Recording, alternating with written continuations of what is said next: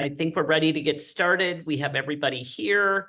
Good morning, good afternoon, and welcome to the Opioid Industry Documents Archive's first ever National Symposium. This is day 2 of the symposium, where we're going to focus on information science. We are delighted that you have joined us today.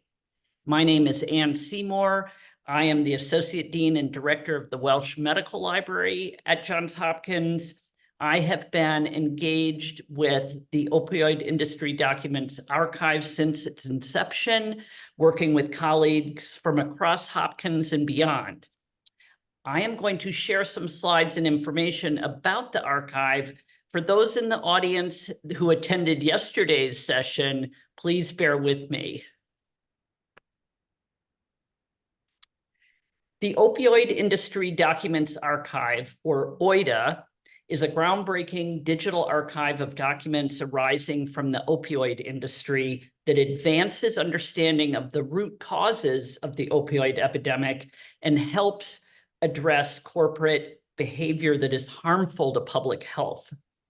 Jointly led by the University of California, San Francisco and Johns Hopkins University, OIDA builds upon UCSF's more than 2 decades of experience housing industry documents, including the tobacco archives, which arose from the historic tobacco master settlement and which have fostered transformational scientific and public health discoveries, driving tobacco policy in the US and around the world. The Opioid Industry Documents Archive, OIDA, currently contains 13.7 million pages from 3.2 million documents.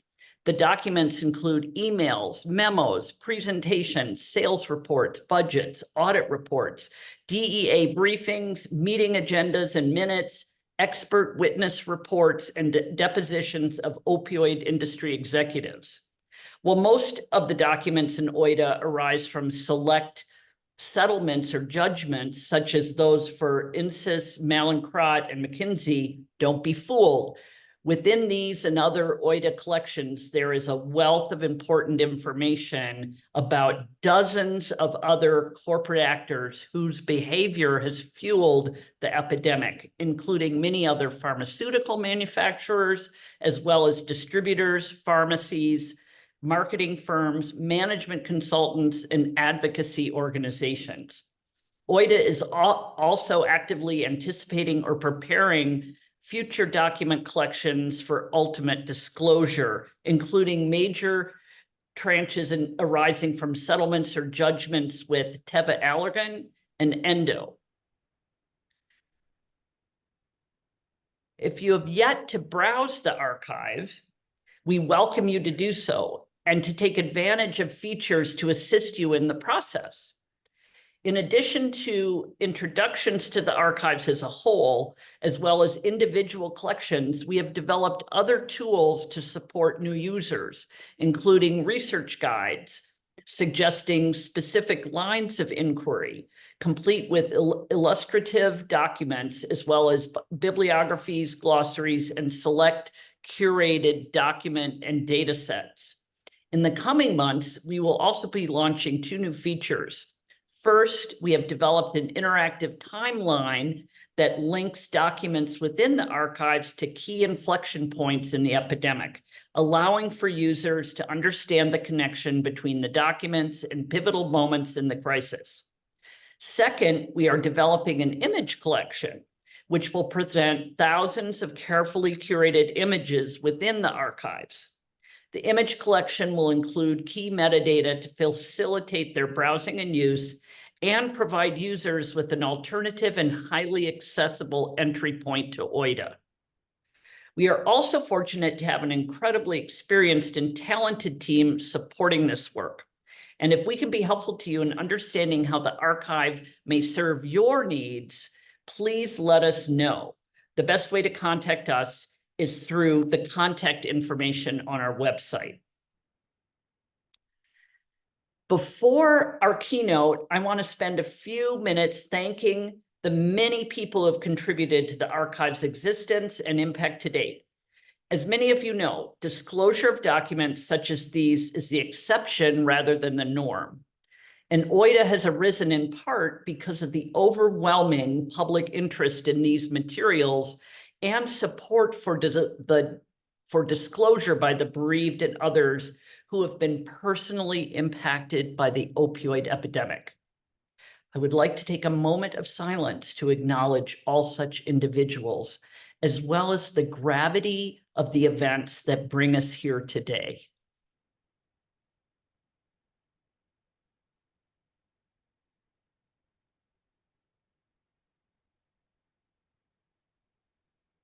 I also want to recognize the vital role that attorneys general, individually and collectively through the National Association of Attorneys General, have played in making OIDA possible. Again, we would not be here but for the leadership and vision of our attorneys general, and the incredible commitment of their teams, including many assistant attorneys general around the country. We are especially grateful for a close engagement with the offices of Minnesota, Massachusetts, New York, and Virginia, as well as the offices of the state of California and Maryland, where our home institutions reside. We thank you. I would also like to acknowledge the many other parties who are important to OIDA's breadth, depth, and ultimate impact, including the courts, private plaintiffs and counsel, OIDA's National Advisory Committee, researchers, journalists, the general public, and of course, all of you here today. Finally, I would like to thank Jason Chernesky, Kevin Hawkins, and Amanda Norman, who worked tirelessly to plan this symposium, as well as Dr. Caleb Alexander, professor of epidemiology and medicine at the Johns Hopkins Bloomberg School of Public Health, who co-directs OIDA, along with our colleague Kate Tasker of University of California, who leads the UCSF's Industry Documents Library. I would also like to acknowledge the incredible team spanning UCSF and Johns Hopkins that has contributed to OIDA's remarkable and auspicious impact to date. Now I would like to turn to our speakers. First, following our keynote, which will include 1 p.m. Eastern Time, we will hear from 2 leading experts in the field, concluding at 2 p.m., when we'll have a facilitated discussion among the 3 speakers.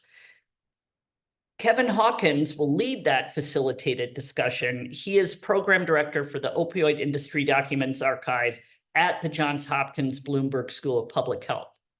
Our first speaker, Robert Sanderson, is the Senior Director for Digital Cultural Heritage at Yale University, where he works to ensure the availability of the organization's content in a usable way via open standards such as linked open data and the International Image Interoperability Framework, IIIF. Our second speaker, Benjamin Charles Germain Lee, Ben Lee, is an incoming assistant professor in the Information School at the University of Washington, as well as a Kluge Fellow in Digital Studies at the Library of Congress. He recently received his PhD in Computer Science and Engineering from the University of Washington, which was supported by a National Science Foundation Graduate Research Fellowship in Machine Learning. I would now like to turn to an introduction of our keynote, Laurie Allen. Laurie is the chief of the Digital Innovation Division, LC Labs, at the Library of Congress. As part of the Digital Strategy Directorate in the Office of the Chief Information Officer, Laurie's team leads experiments in AI and in other areas, hosts the library's Innovator in Residence program, and works to lower barriers to innovation by staff and patrons of the largest library in the world. She joined the library in 2019 after working for nearly 20 years in academic libraries, which is where I first met her, where she worked at the intersection of technology and new approaches to scholarship and public engagement.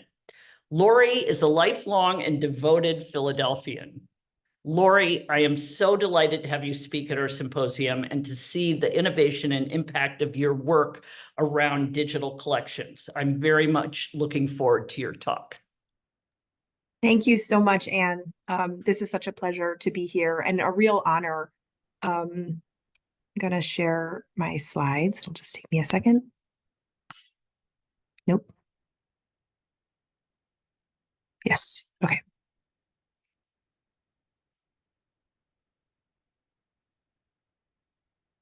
Okay. It is such an honor, as I said, to be here. Great to see you again, Anne, and to be on this panel with Rob and Ben and Kevin.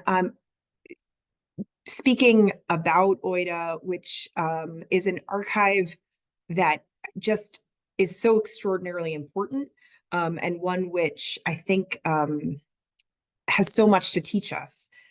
So it's really amazing to have been given the opportunity to think about the ways that the work that I've been part of or seen happen in the sort of broader information science field can contribute to or sort of join together with this really awesome archive. So a little bit about the title for this talk, Data, Models, and People.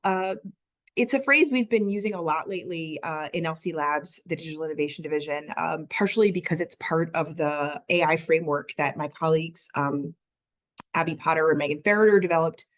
We've been talking, when we talk about machine learning, we pretty much always say, when you think about machine learning, you have to think about data, models, and people. And I knew I was going to be on a panel with Ben and Rob. And I know Ben and Rob, and I know that Ben can speak really beautifully about models, and I know that Rob can speak about data and is really knowledgeable about that. And so I thought I would spend a little bit of time talking about people in this work, in this information science work. So get into it. So what you'll see coming up is I'll first start by just talking a little bit about, again, some of the work we've been doing in the Library of Congress, thinking about, this huge trove of information and how to make it valuable to people. And certainly AI is everywhere. And so it's been really valuable to be able to share our way of thinking about planning for AI. And I'm going to sort of walk through that a little bit here. And then I'll back up a little bit in time and in my own background to talk a little bit about collections as data, which is ongoing and which is a field with its own sort of rich scholarship to be that I won't be diving into, but that is out there and interesting, and talking a little bit about how the Library of Congress has approached sharing our collections as data. I'm going to tell a very corny joke that is, we don't expect to laugh. It won't be funny, but it's like, I think it's funny. And then use that for a very mild sort of provocation that really boils down to encouraging us all to sort of devote resources to the stories that people care about inside our materials, and sort of just attending to the people part of that, data, models, and people. So again, I work at the Library of Congress, and most of the work that I'll just describe was done at the Library of Congress, much of it before I actually got there, and certainly before I was the chief of the division. This is our mission. It's a big one, and I think it can be overwhelming. And as a note, the Library of Congress, where the part that I work in, which is the Office of the Chief Information Officer, is responsible for both the library part of the library and the Congressional Research Service, the sort of research arm of Congress, and the United States Copyright Office. So our the trove of information that we offer is really huge, and the task of making that information optimally available for the public and all of the kind of stakeholders, users, interested folks that might benefit from it is mighty. So, and then I work within the Digital Strategy Directorate, and here's the digital strategy as part of the strategic plan. As of 2024, the library's strategic plan incorporates the digital strategy, but before that, in the 2018 to 2023, we had a standalone digital strategy. So this incorporation of the digital strategy into the library's strategic plan has been a big journey for us, and one that I think LC Labs has been a part of. So, okay, I'm going to talk about the way that we're approaching AI starting now, and then I'm going to back up.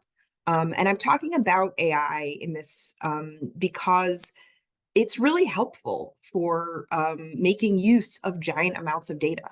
There's a lot of tools that are really valuable, but there's also a lot of decisions to be made. So I'm going to start with where we are now and then work a little bit backwards. At this point, the agency, the Library of Congress, which is while it's the largest library in the world, it's a very small federal agency as these things go. We have a cross-agency AI working group. I'm not going to go through everything we do. But we are also taking part in a variety of responsible experimentation, exploration, and piloting. And all of this is because, we were prepared to have this in part because the federal government has been increasingly regulating and issuing guidance and executive orders around AI, which have actually been very valuable to us in helping us understand and plan for making decisions around how to use this technology. As I said, today we have this agency-wide approach, and it's built on this framework, which is built on experimentation. And that's kind of where I'm going to get to at the end, is this layer of experimentation, of exploration that I want to spend some time on, which is why I've got this picture of all of our experiments and calling out here Newspaper Navigator, which Ben Lee did with us when he was a PhD student before his more recent turn to faculty, which is awesome. And our work in LC Labs, the Digital Innovation Division, is all about enabling new ways to inform, inspire, and engage, trying new things. And sort of how we got to have this AI framework is that when you try new things with information, machine learning is really helpful. And everything we want to do with our collections requires all this data transformation when you're trying to use digital approaches. So we did experiment after experiment over a period of years. We had a series of research exploration programs, a summer of machine learning in 2018, to try to help the agency identify places where machine learning could be valuable in practice. Where could it be something that we would implement that would radically improve the public's ability to make use of and explore our materials?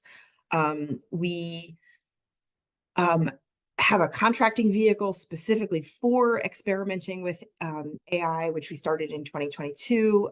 But this, and as I just those last two slides were all these experiments, excuse me, we've been doing. We've had a grant for several years looking at computing cultural heritage. And we're building on generations of digital library practice that are designed to understand how to engage technology in using information. I think, I'll make this point later on, but the problem of way more information than we have time or money to process, and way more information than individuals have time to learn from is actually not new. I mean, I think, OIDA is this spectacular, rich trove of data, but no matter what period you're looking at for the last 100 years, there's too much data, there's too much information. And so libraries have been incorporating technology in approaching that data for many generations. The trick with AI is that the risks are different. And they're different because the errors are unpredictable. Our materials are ill-suited for these materials in often cases. And everyone's learning about this at the same time. So when it comes to the world of information, we have to be the experts on it. There's no one else out there. So our approach has absolutely focused on iteration, experimentation, clear quality standards, and measures. Basically, we have to take responsibility for understanding how this technology might help us. And I think, I showed you year after year, experiment after experiment after experiment.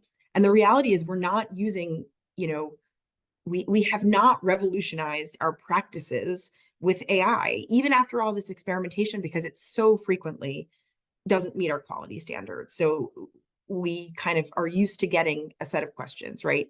Can AI help us do some of these things? And in every case, the answer is like, well, maybe, but we would need to do pretty significant testing to know if it could. We would need to really understand the risks. And that's where this framework comes from. So I mentioned the data models and people, and it really is the foundation. We think about for every step of the process, what data are we using? And I think, you know, in OIDA, I think Anne mentioned at the beginning, there's emails, there's calendar invites, there's lots of documents. It's amazing and terrifying. But that's sort of one piece of the data, one slice. Another is, you know, training data, tuning data, the kinds of specific data resources that machine learning requires. And then there's the output data. There's the testing of if you're doing something, you know, if you're transforming data in some way, did the end of the transformation produce something that's valuable? How do you test that? Both how do you test it using machines, and also how do you test it using people to see if the machines got it right?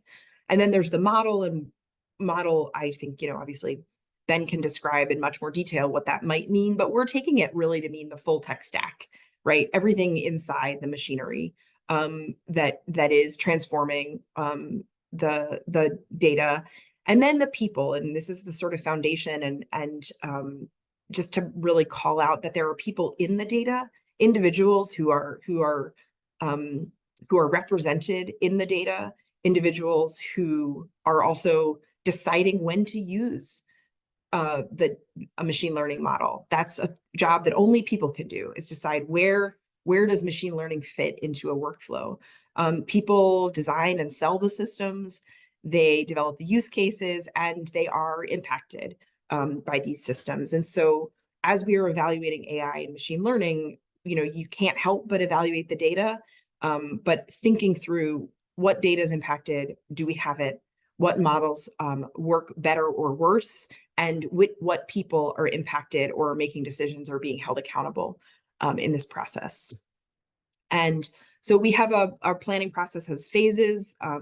This has been really helpful for us in thinking through decisions about when to try to use AI. The first phase before doing anything is understanding the problem space.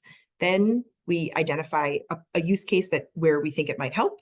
We try some experiments, and then once we've got identified what works, then it's moving towards implementation with monitoring. So I think at this point, you know, when the framework was released about a year ago, or when we started using it about a year ago, they've been working on it for a while. This was like revolutionary, but I think this is pretty well established. I think this has come up, this way of thinking about it has come up in a lot of cases.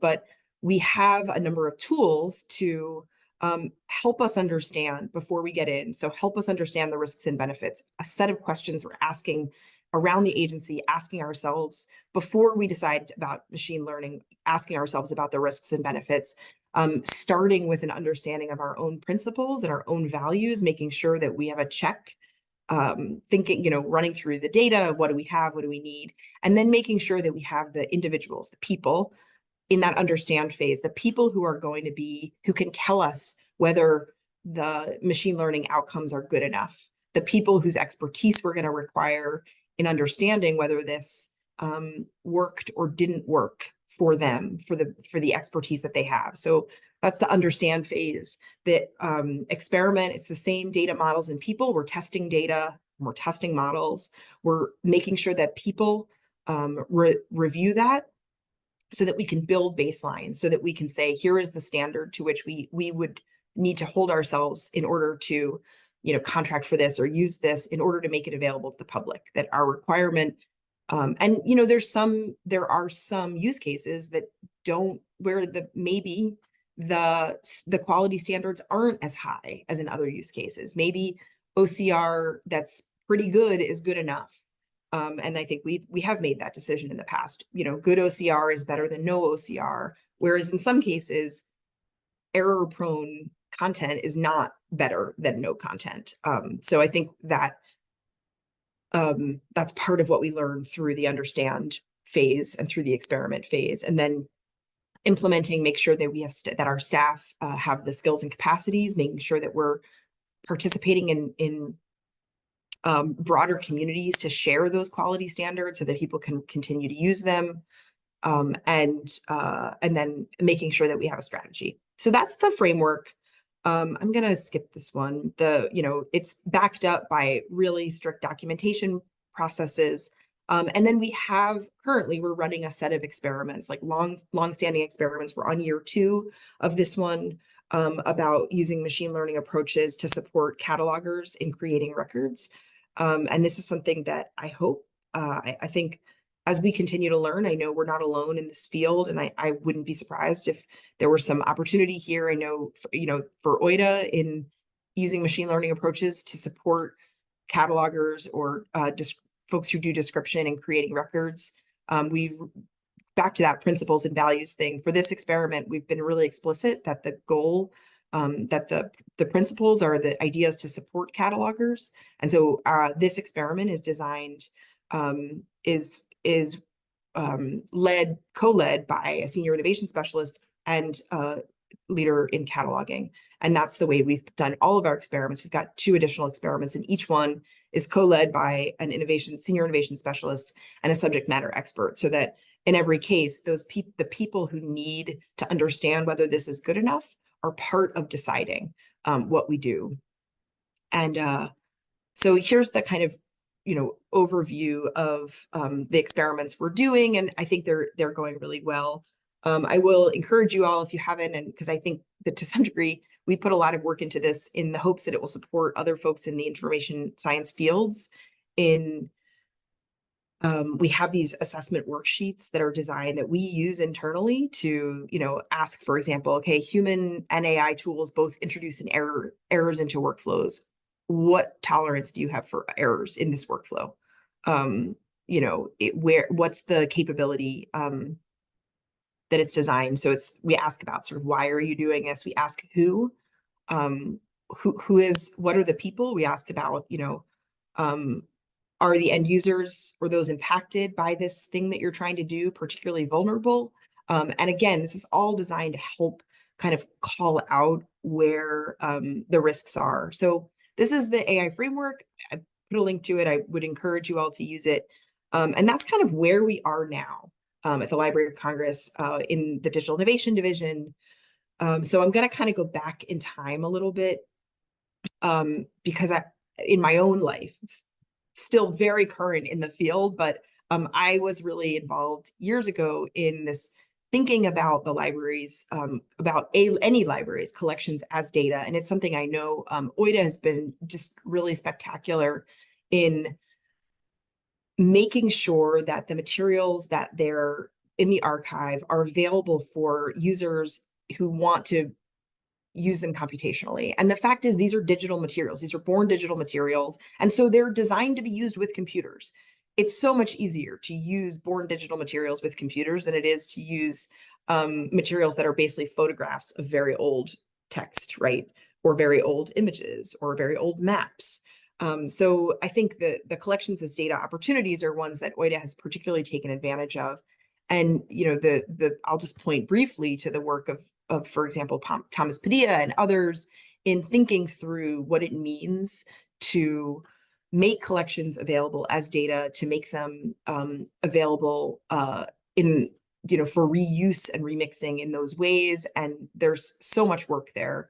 I'm gonna just talk mostly about the LC Labs experience because it's just flooding my brain at the moment.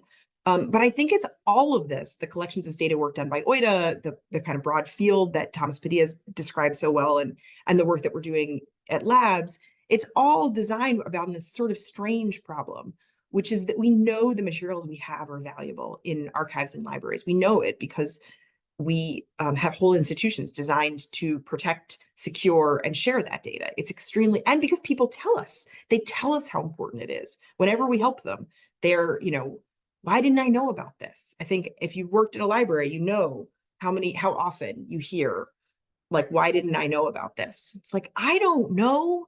So that's part of the problem I think we're trying to address in this world of collections as data. And I think in the information science field, those of us who steward libraries and archives materials, like we've been digitizing them for years. We know they're valuable, and yet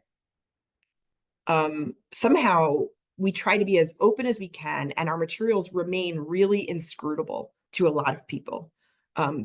So this notion that collections as data, this idea that like if we just, and actually in the strategic plan, the digital strategy for the Library of Congress in 2018, the first goal of the library in the strategic plan was throw open the treasure chest. This notion that if we just give people the materials, they can take them and do whatever they want with them.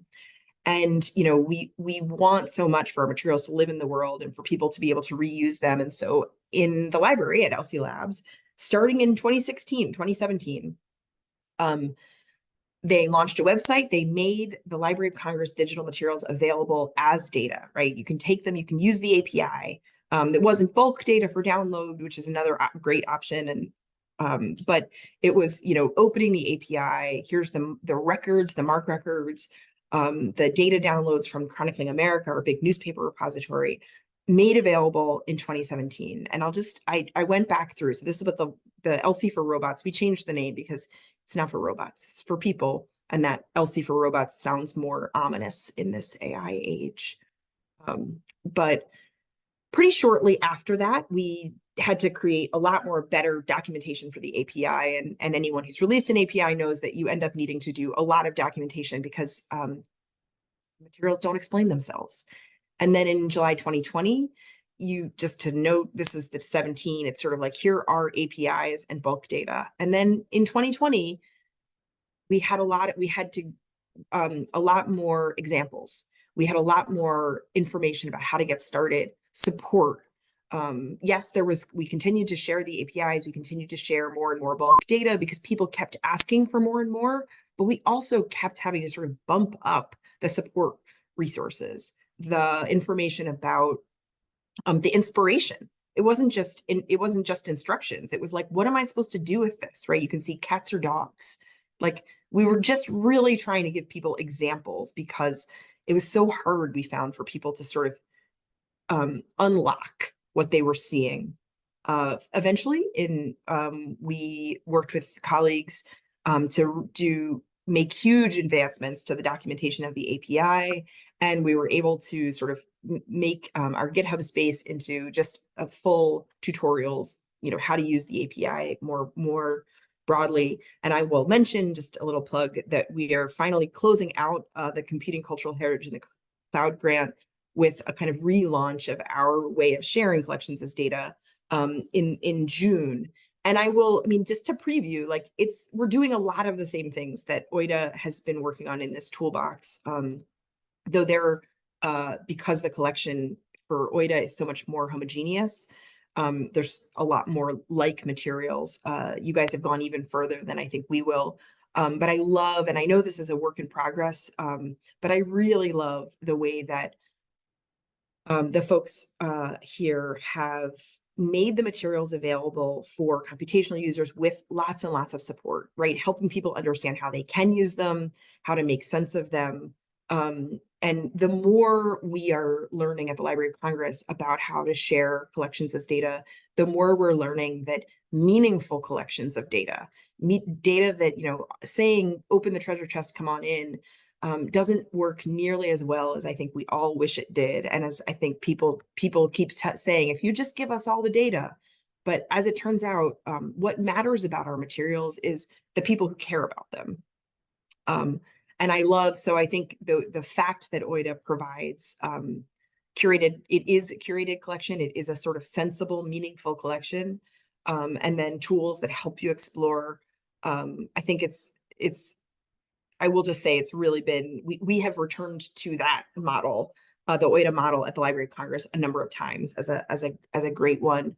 It's tricky for us though, because while OIDA represents this world, this sort of pretty upsetting, not pretty, very sort of heartbreaking world in which a series of decisions were made that caused this outrageous epidemic. The Library of Congress we have endless worlds.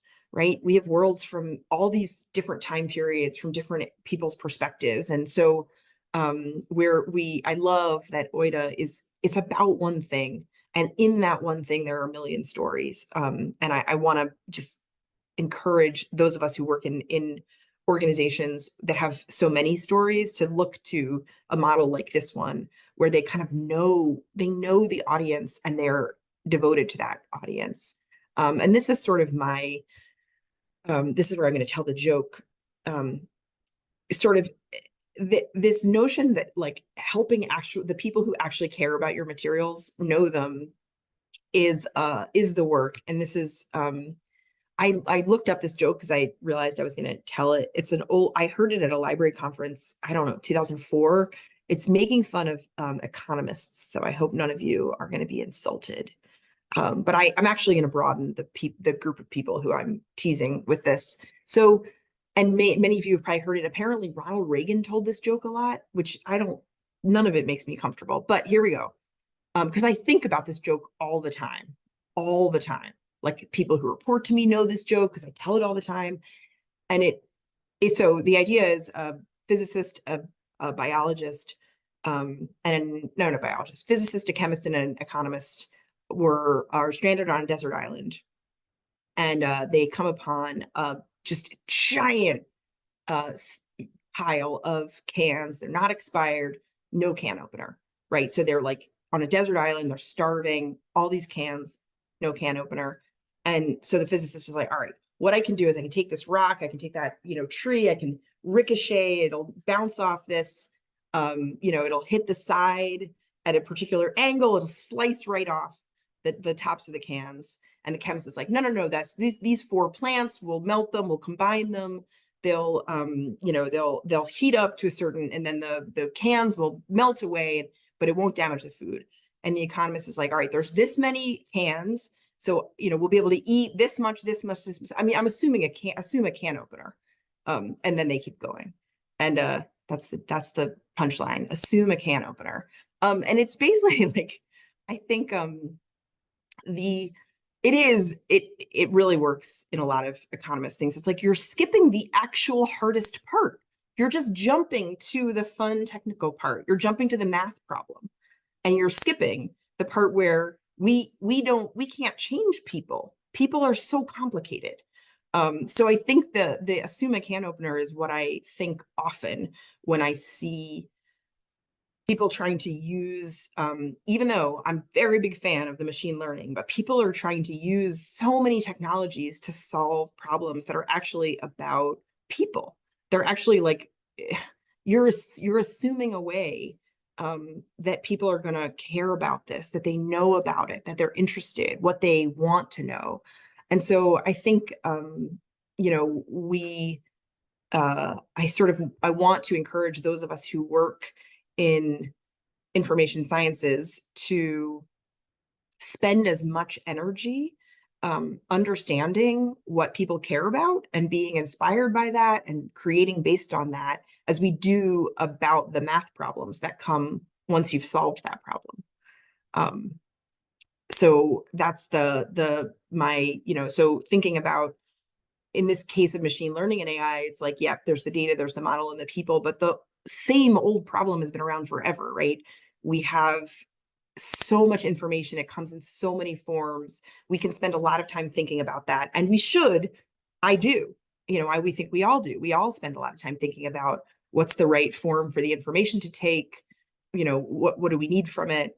And we spend a lot of time thinking about the technology that we need to use, and we should. But I think remembering that it is the people who frame the way we understand the problems, who frame what we decide to keep and not keep. It's people's expertise and imagination that we're trying to capture, support, enable. And it's people who have motivations outside of their own information needs. They're not robots with information needs. They have things they care about. And lastly, I think this notion that people really like to know what other people think. And this is my, back when Anne first met me, I was a reference librarian. And I still, it cracks me up when I hear about prompt engineering. And I'm like, so it's basically a reference interview, but like between, instead of what I used to do, reference interview is the term you learn in library school in 2001 or whenever, maybe they still teach it, that is this notion that someone comes to you and says, I want to know X, and you have to go back and forth with them and learn a little bit about, well, when you say X, what do you mean? What are you picturing learning about? What do you imagine you're going to get out of this resource? And so much of what that work is translating between a person who has a certain set of curiosities and a set of information resources. And I think there's nothing, I haven't read any, I've read a lot about prompt engineering, and it is just guessing what the machine wants to hear and understanding what the person wants to learn, and then doing some translation. And I think that is a really old skill, and one that we, I think, understanding that the harder part of that is the person part. And it's kind of, it's just an old topic. And I want to kind of close out with my talk with close out my talk with a little bit about what else we do in labs that sort of makes me, I love the work that we do in experimentation and research. And I am so proud of and impressed with the folks who've been leading that work, and proud to be part of it now, thinking rigorously about what constitutes success. But I also think it's really important that part of our work is working with artists who are helping us reimagine what our materials might be part of. I think in the case of the people who care about the particular materials themselves. And I think we have our materials, we have them because people care about them. That's the whole reason these archives exist, is because there's human value, there's meaning to be made. And so I think engaging them, the more we can spend time remembering to engage with that meaning and actually building for it. And so a couple examples, this is Citizen DJ. This is taking our free to use audio and video material and making sample packs for hip hop artists. And it's one of the things that gets absolutely the most hits on our website ever. This is, I love this. This is called At the Table with Mary Church Terrell. And this is a transcribed resource of Mary Church Terrell, who our Connecting Communities Digital Initiative worked with a couple of interns to basically, she's a brilliant writer. And we, transcribed her papers, but then they made these prompts because, again, people care about what other people think. It's just a random prompt generator, but I find it inspiring. I love it all the time. And then, you can go and view the context and all of that. It's just an example of a kind of a way of, and they use machine learning for this, and they, found the kind of necessarily interesting, and then they cut them down. But it's just a kind of beautifully personal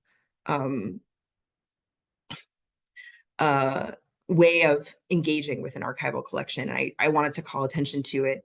And then a couple more. And then this is Seeing Lost Enclaves. This is the current Innovator in Residence, Jeffrey U. Warren. So the Innovator in Residence program is one where we work with a data artist or an artist who has some technical, interests. And so he's using here the Sanborn maps. This is a huge map collection that we have, and building on top of them, Chinatowns, Koreatowns that were destroyed or erased, that were destroyed sometimes through violence, and creating them in many cases with descendant communities, with communities of descendants from those, sort of reconstructing what it was like to be in a place that is no longer there, and working with people who have memories of those places to sort of explore. And I will just say again, these are actually on campus at the Library of Congress and around the country now. So these are my sort of closing. I want to encourage, as we were thinking about what it means to do discovery, to do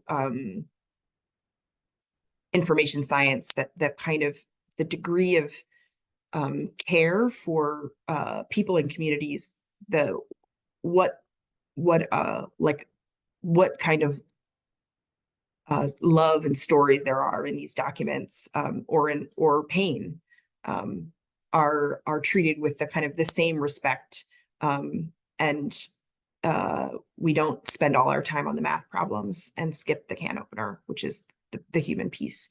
And with that, I will close out and thank you all so much for having me.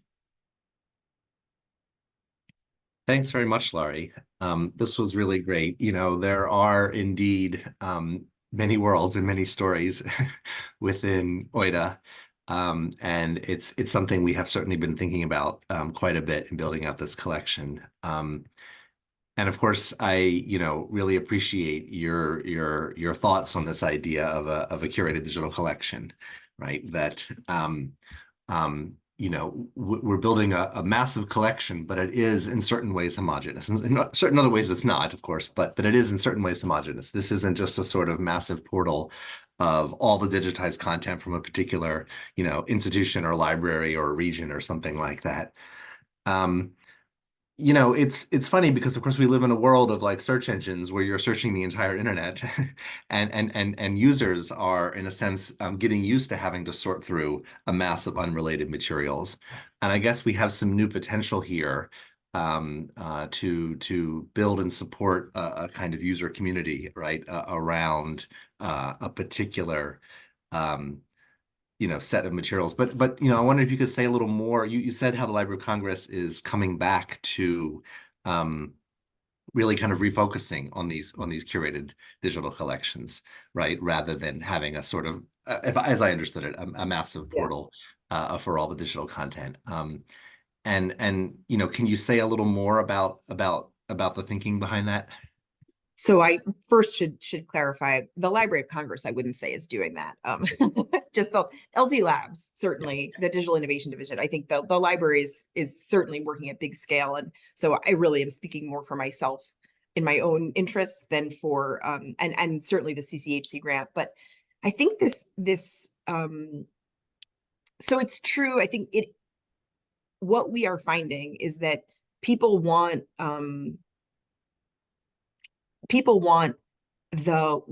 all the things that they're interested in. They never want everything we have. Yeah.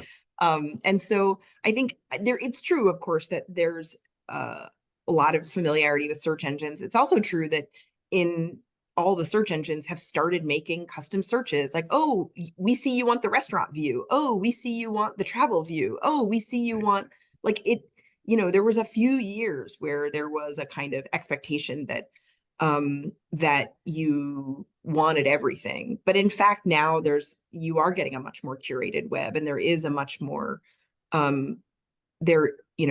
most of the curation is happening sort of for us rather than from the collection side, but it's still, and I would also say people spend much more time on Instagram, TikTok, whatever, than they do in Google because they care about what other people think, because they want a smaller view of the world that is sort of a little bit more to their liking. And so I think that, again, it's sort of this notion of that, like, we're only thinking about the information need, where actually people want information for all kinds of reasons, including just curiosity.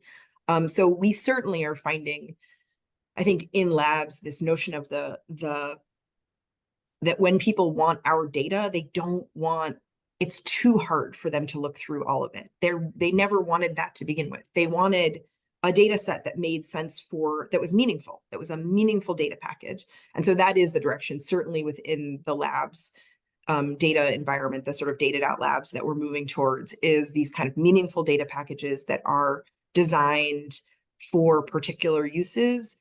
And that is basically because, as it turns, we have an API and people use it a lot. It gets widely used. But when people want to do big data transformations, they want meaningful packages of data that are connected to each other in meaningful ways. Right. That's great to hear. So thanks so much again for those comments. So I want to be sure to invite all of our attendees to put questions into the Q&A function within Zoom. We're going to try to kind of keep to our schedule here. So we have maybe a few more minutes with Laurie, but then we might actually just give ourselves a few minutes break to get up and stretch because we'll be sitting in front of the computer here for 2.5 hours. And we'll be sure to start promptly on the hour with Rob's presentation. Do we have any questions? Oh, well, actually, we have a question here from Lisa Long in the chat. What is the LC API and how does it work for the user? Such a good question, and I'm so sorry for not having spelled that out. Thank you, Lisa. So the API is the application programming interface. I really am sorry. That's so where have I been? It's been too long since I talked to normal people. It's the API. It stands for application programming interface, and it's basically a way that makes it easy for people who are using easy for people who have programming skills, who would sort of have some experience as a programmer, and who want to take data from our systems aligned with appropriate, rights restrictions and privacy and all that kind of stuff, but who want to take data from our systems and put them in their own computer systems. So the application programming interface, the idea is like one computer system can ask another computer system for data, and we open ours, meaning that anyone who can write code, as long as they have to make sure that they're obeying the law in terms of what they're doing with the materials, but anyone who can write code can take what we offer on the web and pull it into their systems using, and that's there's actually a congress.gov API that gets a lot of use.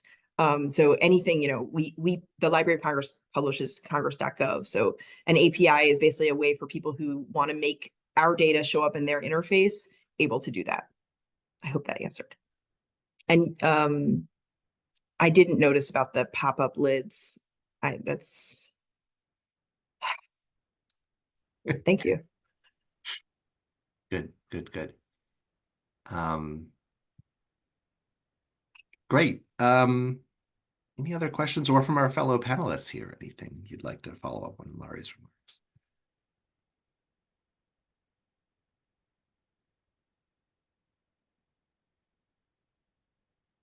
Right.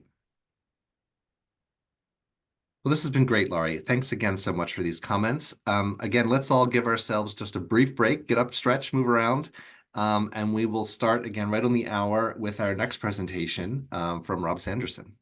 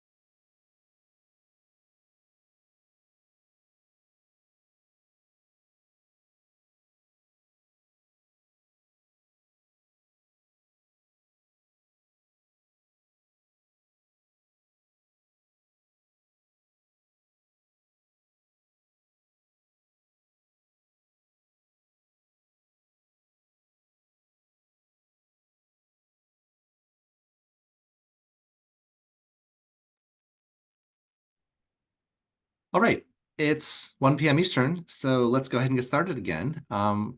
Next up, Rob Sanderson, Senior Director of Digital Cultural Heritage at Yale University. Over to you, Rob. Thank you, Kevin. And thank you to Laurie for such a great job describing all of the work at LC Labs and tying it into the OIDA work.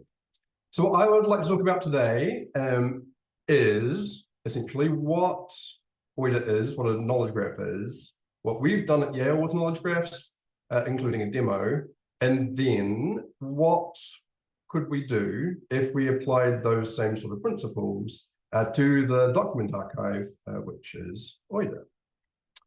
So as we've heard a lot about already, generative AI and machine learning is right at the center of Gartner's impact radar for this year, along with intelligent applications, responsible AI, and many other machine learning and AI related topics.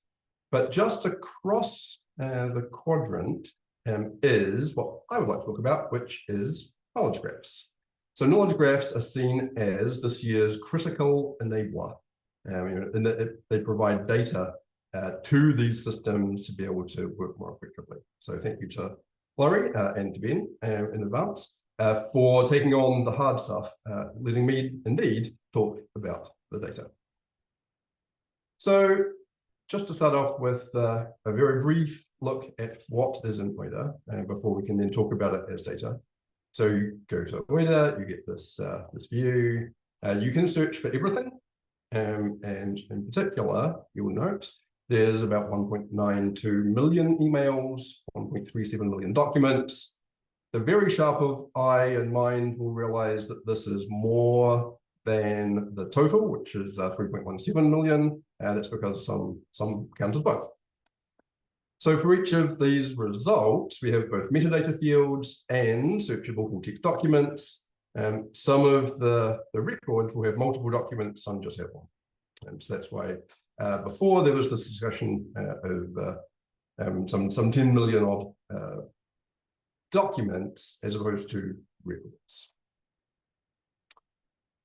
However, then we end up with the sort of traditional search in any sort of archive or document-based search engine, where you do your search and you get a list of matching documents in some order. In this case, I'd sorted it by oldest date first, and 20 per page, which means there's 158,000 pages, which is rather a lot, too many for anyone to make sense of course.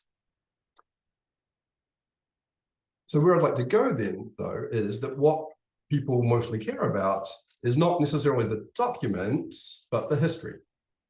So that these archival documents and archival documents generally are evidence of that history rather than being the history. History, of course, is events that occur in time and space. They're often activities carried out by people, and they have causes and so on, and cause things. They are connected, and one event can cause another, which will then cause a subsequent one, and so on. Or they might just occur at the same time or be carried out by the same person, the same actor. Of course, people, organizations, and places are also connected in various different ways. So just as events are connected and people are connected, we can connect the documents to each other through those events and through the people.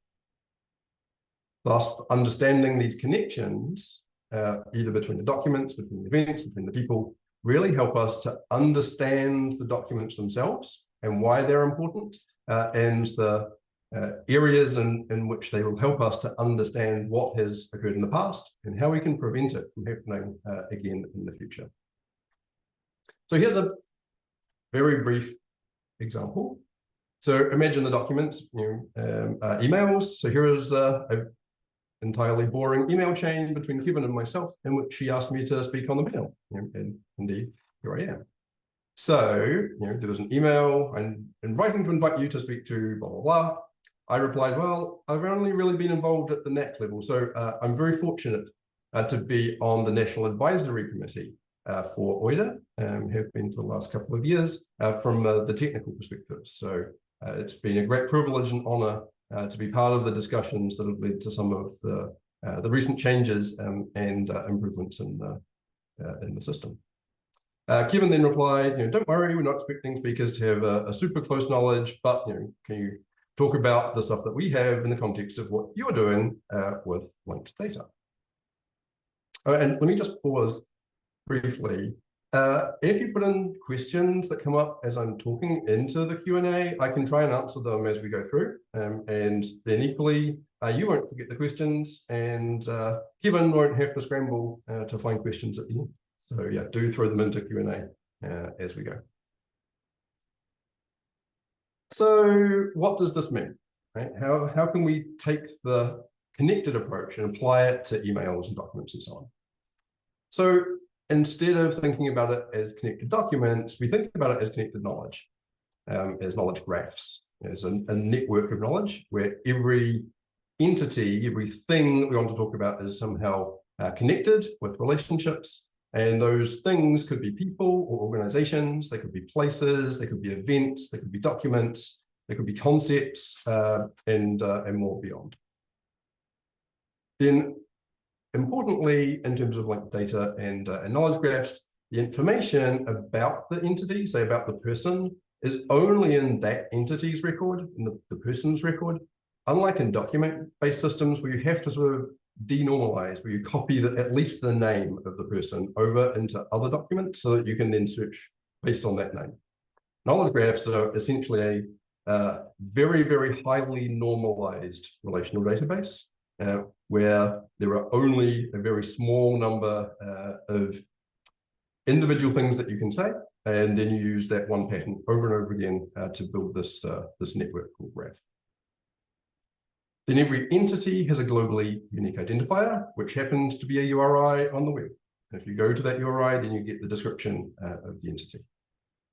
Different entities, of course, have different types of relationships. So in our work, we have focused on an activity-centric conceptual model in which we talk about history, essentially, when what activities or events have occurred, hence then we have who, where, what, when, and how. So when did the activity take place? How did it take place? Or what type of activity was it? Who carried it out? Where did they do it? And what did it use? Did it use some drugs? Did it use a document? Did it use a computer or other? So let's take that first example and build it out as a activity-centric knowledge graph. So we have an activity which is of type emailing. It was carried out by Kevin as an actor, and it happened on the 22nd of March. What it used was the document, the email text, I'm writing to invite you to speak, blah, blah, blah. So who, when, how, and what. Then there was another activity which we have evidence for in my email. I'm not sure I could speak convincingly and so on. Who carried it out? Me. When did I do it? I replied on the 25th, being the Monday after the Friday that Kevin emailed. So equally, you could say that this activity sort of sent this information object to me. That would have made the diagram slightly more difficult to read, so I just went with caused. So this activity caused this activity, which was to reply. That activity then caused another activity carried out by Kevin again, and now we have this connected graph to send his response, which happened on the same day. Okay, so we're going to see this sort of pattern a lot in the data. But surely, with millions and millions of documents, this is completely impossible. Right? This is not something that you could do at scale. Oh, and then caused or is preceded by. I would say that it caused me to reply. Kevin emailing me was the direct cause of my response to him, but certainly preceded by is another way to think about it. So is it possible? Well, at Yale, we believe it is, and have shown it to be so, in that we have built a groundbreaking discovery and research platform that we call Lux, which provides unified digital access to the complete collections of all of our museums, libraries, and archives. So it has about 41 million records overall, of which there's 17 million records that describe physical or digital objects, 13 million images or textual works, 5.5 million people, about 5 million concepts, 500,000 places, and some 10,000 of events. It has been in production for almost a year now. It will be its anniversary on the 1st of June. And in that time, it has never gone down. We've been 100% uptime for almost a year. So when we were thinking about this product and what we wanted to build, how can we connect the information that we have in the Peabody Museum of Natural History, the Yale University Art Gallery, and the Yale Centre for British Art, which, while directly across the road from each other, in fact, are two very separate and previously quite siloed organizations, and the extensive collections of the Yale University Library, including the Beinecke, which is depicted here. So here's an example of the sorts of connections that you can find in LOCKSS. So here is a fossil in the Peabody Museum, a fossilized fish. It was discovered by Benjamin Solomon, an early chemistry professor at Yale. He wrote this letter to George Peabody, which is in the Yale University archives, of course managed at the library. And Peabody then provided the funding to create the Peabody Museum. Solomon was married to this lovely lady, Harriet Trumbull, whose sketch is in the art gallery. And Harriet Trumbull was the niece of John Trumbull, the famous revolutionary artist, who painted this picture, this painting, which is in the Yale Centre for British Art. He painted it along with his mentor, Benjamin West. So yeah, from a fish, we can go to a letter in the archive, to a sketch in one art museum, to a painting in another. How can we make all those connections? So the key point is that we need to be able to reconcile or connect the identities across the different data sets. And we need to know, in this case, on the side there, McKinsey & Company, that there are several records for this person in BF. We have one from the Library of Congress, thank you, Laurie, a couple from the German National Library, a couple from VF, one from the archives, and one from the main library collection, which are the Yale contributing records. So by connecting these external records with ours, with our internal ones, we can then connect across the library and archives, or across the museums and the library, across all three. We then, once we've done that connection, can use the knowledge from those open data sets or open APIs. Again, thank you, Laurie, for that description, in order to enrich the records that we have in LOCKSS. So we do not maintain all of these different names for McKinsey & Company in the different languages and different scripts. Instead, we get them from, we'll get German from the German National Library, we'll get many from VF, and of course from Wikidata. With 41 million records, we can't do that manually. We have to do it in an automated way. And for that, we need standards. We do not use AI for this. It's purely algorithmic, completely deterministic, and is based on these connected records. So for those standards, we use a standard called LinkedArt. It's standardized within the International Council of Museums, but of course is applicable beyond just museums, in that museums also have libraries. They also have archives. So LinkedArt then provides a standards-based metadata profile. It consistently solves problems. You don't always have to deal with different exceptions to one rule or another. And it's designed for the usability of the data rather than necessarily the completeness or the absolute perfection. And we're not trying to describe the world completely.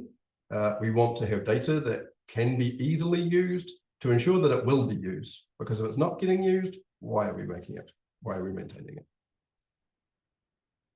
And we have a relatively simple data model in LOCKSS based on the LinkedArt model. Again, you can see it's activity centric. Right? So here's the activity, it was carried out by an agent, took place at a place. There are works about types and so on and so forth. Okay, demo time. Let me switch to LOCKSS. So feel free to play along. We stress test LOCKSS periodically with 150 simulated users all doing complex queries at the same time, and that doesn't kill it. So if you go to lockss.collections.yale.edu, you can absolutely feel free to play along. Okay. So on the homepage, of course, there's a simple Google-style search, along with a link to advanced search if you want to jump into that. So we'll search for McKinsey & Company. Straight away, we see these tabs across the top for the different sorts of entity that we're interested in or that we have information about within LOCKSS. So there are the objects, the physical and digital things, the works, of which there's many, 138, including the one that was discussed yesterday when McKinsey comes to town, the hidden influence of the world's most powerful consulting firm. There are people in groups, as you would expect. McKinsey & Company, right at the top. There are no places called McKinsey & Company, as equally you might expect. And knowing what we're talking about, McKinsey & Company as a concept, McKinsey & Company and their corrupt practices are the concepts that are involved in LOCKSS. So if we go back to works, of course, we want to provide a familiar, intuitive interface. So we have facets down the side. We can restrict it only to text as opposed to ebooks or audio or videos. We can restrict it only to English and so on and so forth. So let's look at when McKinsey comes to town. So here we are in the work record. You can see the record at the library website, and you can see that it's got we've got 3 copies of it, 2 in the main library and 1 in BAS. It's a text, it's in English, and so on and so on. But what's interesting about the knowledge graph is that instead of, we have a link to McKinsey & Company -- influence, the LC term for it. In a typical library environment, you'd expect to do a search for other books with that topic. But because we have the notion of a concept within the graph, we can instead make a page about that concept. So you can then see who are the related people, who are the related concepts, related locations, and so on. In the component terms, influence, and McKinsey & Company. So then we can click through to see the McKinsey & Company, right? So McKinsey & Company as an organization have created and published works, some 28 of them, but we also, of course, have works about them in different languages and so on, some 21 works. On this side, you have the names and the other metadata about the company, who formed it, when did it form, what's the web page for it, descriptions of it, and identifiers that we already talked about. Let's look at James McKinsey. And same with people, right? So we're looking at a group, here's a person. McKinsey himself published works, and there are works about McKinsey, and also places. So here's Chicago, and now we've come also into some of the museum works, museum objects with lamps and candelabra and dishes and tea sets, and so on. This mess is caused by, unfortunately, a bug in the most recent export from the library data, where the pre-coordinated subject headings got messed up in terms of which was a parent and which was the child place, but it'll be fixed in the next data load. Okay, so the time. Let me just show you advanced search. I won't produce them, I won't make them by hand, but here's one to really demonstrate the power of what we're doing. So say you're interested in people who have collected fossils and you want to see what they look like. So the query then is which paintings depict collectors of fossils or depict people who collected fossils, which are in the collections at Yale. So here in advanced search, we're looking for objects that have all of the following. They're categorized as being a painting, and they have a work, the image, and that image is about a person or depicts a person. The person then encountered the object is categorized as a fossil in the same way that the object we're looking for is categorized as a painting. Turns out we have 7 of them, including this one, a painting of O.C. Marsh, the famous paleontologist. So if I just click through here. So here's the painting. It has a work. The work depicts a person, O.C. Marsh, and then here are those fossils that he discovered. One more. Here's one more on topic. So what do we know about opioid, the opioid epidemic? So what about searching for works that are about a concept, and the concept has a name of opioid, or matches opioid somewhere. Easy, you can do that in a regular system. But it should also be about a concept that was influenced by a group that was formed between 1880 and 1930, and has either corrupt or influence in the subject. And as you can imagine, there is McKinsey and Company and Purdue Pharma and the Sackler family. So this sort of advanced search allows you to really drill down into the knowledge that's managed in the graph to get quickly to the sorts of things that you're interested in, rather than having to do search after search after search. As Roy Tennant has famously said, no one likes to search, but everyone likes to find. Right? How can we make it easier through the graph to find the things that you're interested in without having to do all those searches? Let me now swap back to my slides.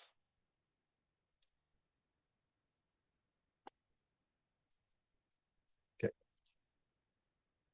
So, is it possible? Well, what does that mean for us? So let's do a search in OIDA, and we'll search for something pretty straightforward so we don't get completely confused with the millions of documents. We'll search for a person, Susan Thibault. Turns out there are 20 results for that person's name in OIDA, of which 19 emails, there's a calendar invite and a document. The first one is setting up a call with this person. Here's the actual email. The advisor is the chair, and I should have figured out how to say this. Otolaryngology, but the director of voice and swallow section. I'm not going to try and pronounce it again. Etc. etc. She can discuss the mechanisms by which gel-based injectables work, which is what they were interested in at the time. So, what are the interesting entities that we can find in just this one email that we might then put into a knowledge graph? So, of course, there's the sender and the recipients, Varun Mangamori, Alap Dige, Christian Darland, Eric Sola, Led Popescu, and the person that it's about, Susan Thibault. There's an activity, a call with them, and there's a pretty common subject. Even the most stupid of AI would figure out that this email is about gel-based injectables, you would hope, given the frequency of the term. So let's turn that into a graph. So it's same activity, it's sending an email. Here is the email, the alpha call with Susan Thibault. We can also associate other information with that document, such as what's it about? Well, it's about a concept, which is gel-based injectables, and it's about a future activity, a call. It's about the person, Susan Thibault. It didn't go to Susan, right? It's not up here, but the document is about the person. So Varun then sent it to Alap Dige, Popescu, Eric Sola, and Christian Darland. And the images all come from LinkedIn, rather than any magic of the graph. It's just screenshots from LinkedIn. So can we make that graph automatically then? If you have the email, can you get there into the graph form? So one very small mention of AI. Turns out that even without any training, without any additional modeling or trickery, you can just ask AIs to read an email and summarize. This is something they're very good at. So I used Gemini, and with the prompt, please extract and concisely list in fields the sender of the email or recipients of the email and the main topic of the email, and then just cut and paste the text in from the archive. Gemini very helpfully came back and said, the sender is Varun Mangamori. He's at McKinsey & Company in the New York office. And there was 3 internal recipients, 1 external, and the topic was a call with the GT. So yes, we can do it automatically. And that was with no code. That was literally 2 minutes of work cutting and pasting. So note though, the AI has done us a favor by calling out the organizations, and not just the organization, where or part of the organization we're talking about and where it is, Atlanta and New York. So we can start to enrich the graph. Right? So we've got these people, Varun, Alap, and Eric. They're all members of McKinsey & Company's New York office. Where's that office's residence? Well, it's in New York. Vlad is a member of the Atlanta part of McKinsey, which is in Atlanta, and those offices are part of McKinsey & Company generally. So now we start to see the graph expand. We can start to do more queries to say things like, which emails were sent by someone, not a particular person, just someone who is based in New York and went to someone based in Atlanta and to someone who works for Purdue or works for another company.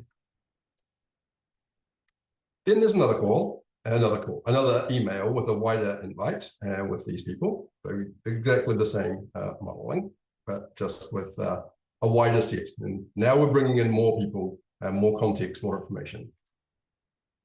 So then it gets tricky, then it gets interesting. So Richard Mannion then says, Varun, I noticed Jennifer from my group was invited. Have you confirmed that Jennifer has signed one of the special confidentiality agreements? I don't recall her being involved with Bond/Orwell before. So now we have an email from Richard to Varun and to Eric about someone else who was on the previous email, but not to them. So there's another possibility of using the graph. Equally, if I was an investigator and I saw special confidentiality agreements, this is the start of where I'd be looking. So what is this Bond/Orwell thing? Turns out this is exactly what Director LaBelle was talking about yesterday in terms of new markets. So McKinsey was working with Purdue to look at how to develop new markets to then reinforce their stranglehold on the country, including M&A. So M&A is mergers and acquisitions. So who can we buy to ensure that we have control of this environment? So there is then these documents, right? So now we're bringing in things other than just emails. There's actually all the PowerPoints and so on, but we can link them very easily based on Orwell and Bond and also the activities. So this document was created by Eric Soller, who's on those email chains. And if I was going to try to do nefarious business dealings, I'm not sure that I would call my mergers and acquisition schemes after a super spy. And I certainly wouldn't be looking to acquire things that were named after dystopian authors like Orwell. But I'm not, thankfully. So what then would it mean to have a knowledge graph for OIDA? It would let us connect people, concepts, and documents with the events that occurred, which would improve the ease of understanding and the ease of discovery. As Laurie said, no one wants everything. They certainly don't want 3 million documents. But how can we spur that curiosity? How can we get them to be curious, to be able to find what they're interested in, and then use that as a springboard to find other things that they didn't know they were interested in? It lets us trace histories through time, allowing the user to select what they want to focus on. And then, is it feasible? Well, the knowledge extraction is likely to be automatable. And then with crowdsourced validation, we could then double check what the machine does.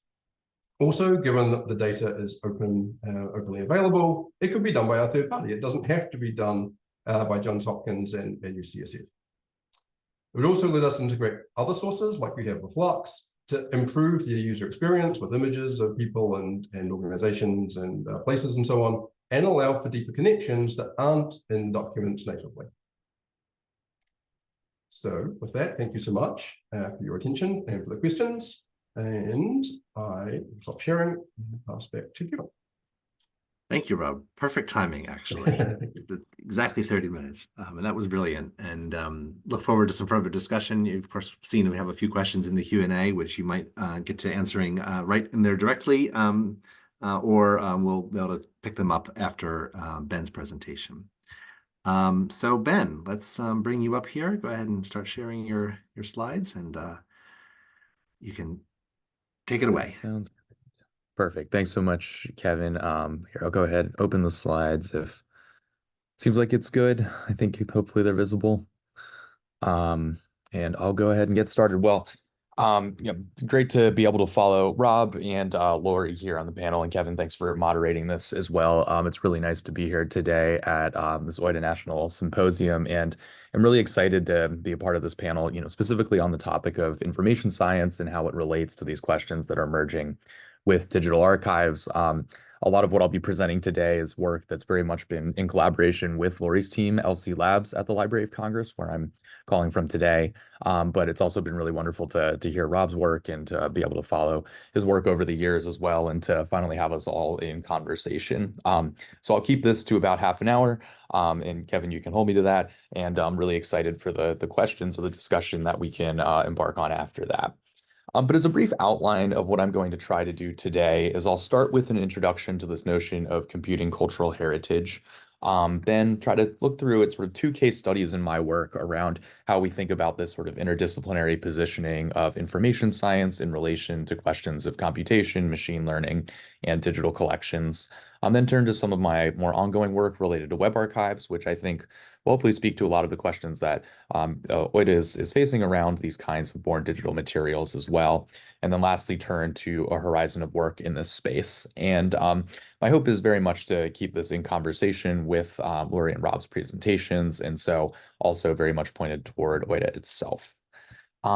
So I like to introduce my work with some examples of archives, and on the left-hand side, I'm showing newspapers that are in the Library of Congress Serials Division, housed at the Madison Building, just a couple hundred yards from where I am currently.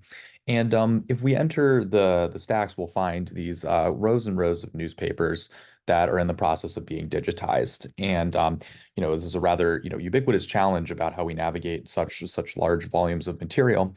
And at the Library of Congress, in partnership with the National Endowment for the Humanities and state and territorial level partners, one such initiative has been what is called Chronicling America, which now has over 20 million pages of digitized historic American newspapers and over 100 terabytes of data and metadata. And if we look to a born digital context here, I'd say the World Wide Web, and we look at efforts by, the Library of Congress, Common Crawl, the Internet Archive, and beyond. Here we see billions of web page snapshots at the petabyte scale. And so, of course, we're confronted with this real challenge of just size or scale, whether we think about this in cardinality or the amount of data stored. But I'd like to argue that it's really not just this sheer challenge of scale that we face, but really all sorts of questions of unevenness that emerge in terms of our access to these materials. And so one example of this is optical character recognition, or OCR for short. And for those of us who have worked with digital archives, I think this is a rather common challenge, which is that these algorithms that essentially transcribe the letters on a page in a scanned document or an image are not fully reliable. Here I'm showing 4 different reproductions of the same photograph of W.E.B. Du Bois from Chronicling America. And we see that all 4 transcriptions of that caption, W.E.B. Du Bois, PhD, are actually mistranscribed. And not just that, but the mistranscriptions vary from image to image. And what this tells us, of course, is that there are imperfections embedded with how we actually access our metadata. And beyond that, they're not necessarily reliable ways of cleaning it up. And I'd say even beyond that, we have questions of entire languages being harder to access or not being able to OCR, period.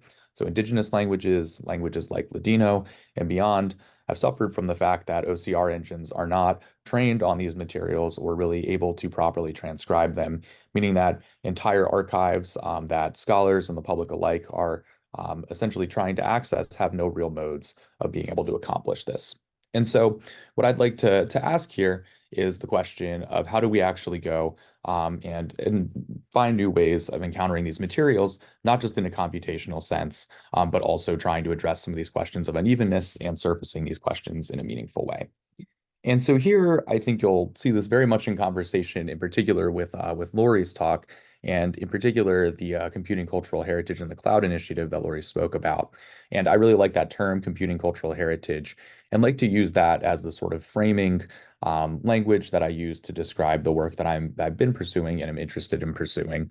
I think in many senses, it speaks to this intersection of computation and digital collections, but I think also really foregrounds the ways in which this work is grounded at the collection level, thinking through questions of access and stewardship in a way that even the term digital humanities, I think, might be a little abstracted from.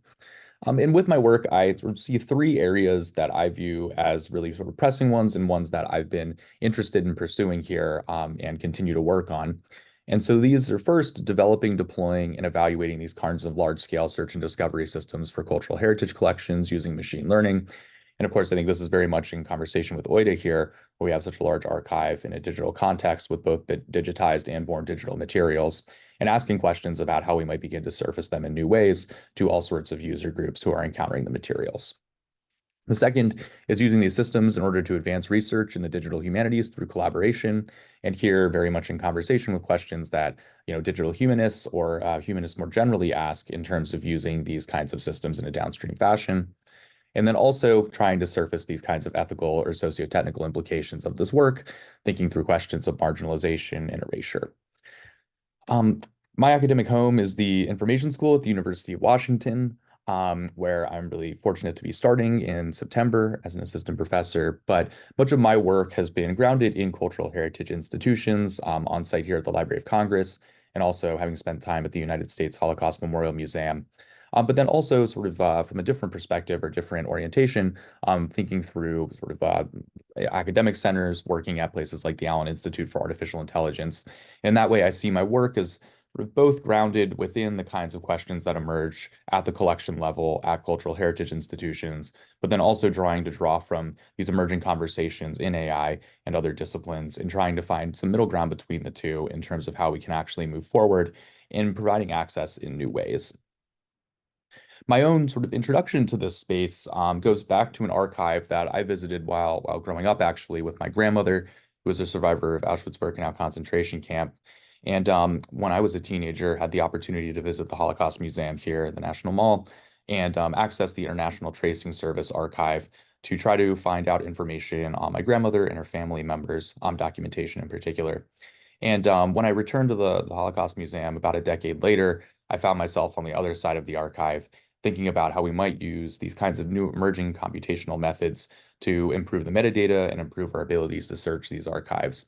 And I think this kind of framing has been really valuable for me in my own work, thinking through what it means to apply computation on the one side, but then also being someone who is represented on the other side in the archive directly and being sensitive to these kinds of questions of datafication and the kinds of ethics that emerge here that I think also speak to a lot of the questions that OIDA faces in terms of the sensitivities of the materials and the like as well. But I offer this because I think for myself, at least in the work that I've been able to carry out, I see this as a sort of guiding principle, even in archives that aren't necessarily directly related to my own family or to my own life, but nonetheless see it as a useful framing. I'm going to spend about 10 minutes here talking about a project called Newspaper Navigator, and this one here has been very much in collaboration with LC Labs. So really nice to have an opportunity to reflect on this project. Now, I guess 5 years after I started as an innovator in residence working with the LC Labs team, as Laurie can attest to, time really does fly. Hard to believe that it was 2019 already. But this work also, began in 2019 in LC Labs, and also while I was completing my PhD in computer science out at the University of Washington. And the project itself is built upon that newspaper corpus, Chronicling America, that I had mentioned, which is a database of about 20 million historic American newspaper pages that have been digitized from across the US. And it's all in the public domain, making it this incredible resource for the public. And moreover, it supports full API and bulk data access. And again, here, I like to highlight this for Chronicling America because it speaks to the ways in which the digital archive itself is so accessible and usable in so many ways. And I see also OIDA's goal here in terms of making materials accessible. And so that resonance, I think, I particularly wanted to surface. One of the things that makes Chronicling America, I think, really special in my mind is the range of users who rely on the historic newspapers in one way or another. And so this goes beyond even just scholars, say historians or political scientists working on their research, but also includes teachers and students in the classroom, journalists, genealogists doing research on family history or local history, and more generally, members of the American public who are interested in browsing. And so thinking through these different kinds of user groups and what they might be looking for in this kind of environment has proven quite valuable. If you visit the portal for Chronicling America, you'll find front pages from 100 years ago today in JP2 format, high resolution. But we can only, so in addition to being able to search, I should say, by title or by date of publication or those kinds of standard metadata facets, we also have the ability to do keyword search powered by optical character recognition. Again, this is never perfect, but it really does provide a new mode of access that allows us to try to think about content-based retrieval or search. And so here, if we do a keyword search, we find that the words are surfaced on the page and highlighted locally where they're appearing on the newspaper page itself. But this leaves the question of what do we actually then do about all the visual culture embedded on these newspaper pages? This gives us text, but what about the visual?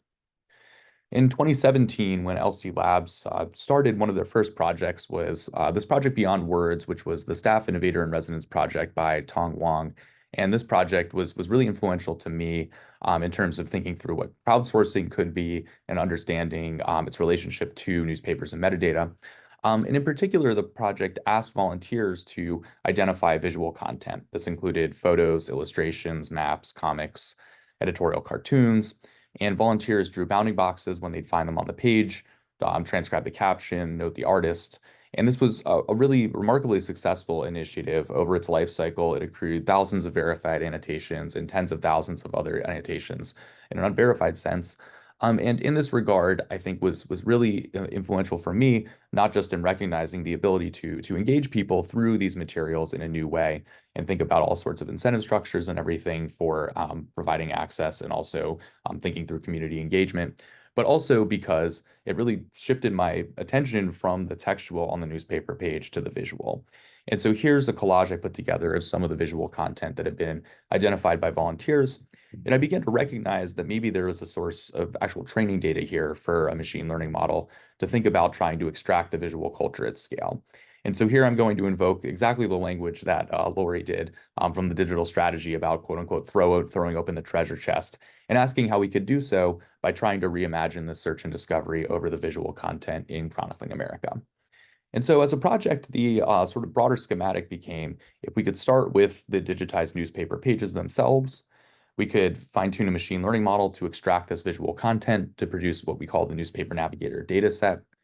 We could then build out a search application that would essentially allow users to search over the visual content that had been extracted in new ways, not just via keyword search, but also visual similarity search. And then lastly, put it in front of people in a CS sort of context. We might call this quote unquote evaluation. I might say here for this audience, we can get an understanding in a qualitative sense of all sorts of different user stories or vignettes about people interacting with these materials in new ways. And so I'm going to spend a couple of minutes here talking about each of those sort of 3 points. The first being the data set. And the idea with the data set was we could take a machine learning model like the one shown on the left here. This is a task called object detection. We're given an image, the machine learning model identifies not just that there's, say, a dog or a bicycle or a truck on the image plane, but shows where it is with these localized bounding boxes. And we see that there's a really natural resonance between that task on the left and the task on the right of drawing a bounding box around, say, an editorial cartoon on a newspaper page. And so by taking a model that already knows how to do object detection on the left on these kinds of born digital photographs, we can then train it some more on the Beyond Words annotations from the crowdsourcing initiative. And then we end up with a model that can do this prediction task on the right. And so I'll skip over some of the details of doing the training or fine-tuning and its evaluation in the interest of time. But then we can incorporate this into a broader pipeline where for each newspaper page, we can pull down the high resolution scan along with, or image off of a microfilm, along with the Metz-Alto OCR, run this visual content recognition and crop and save it all out.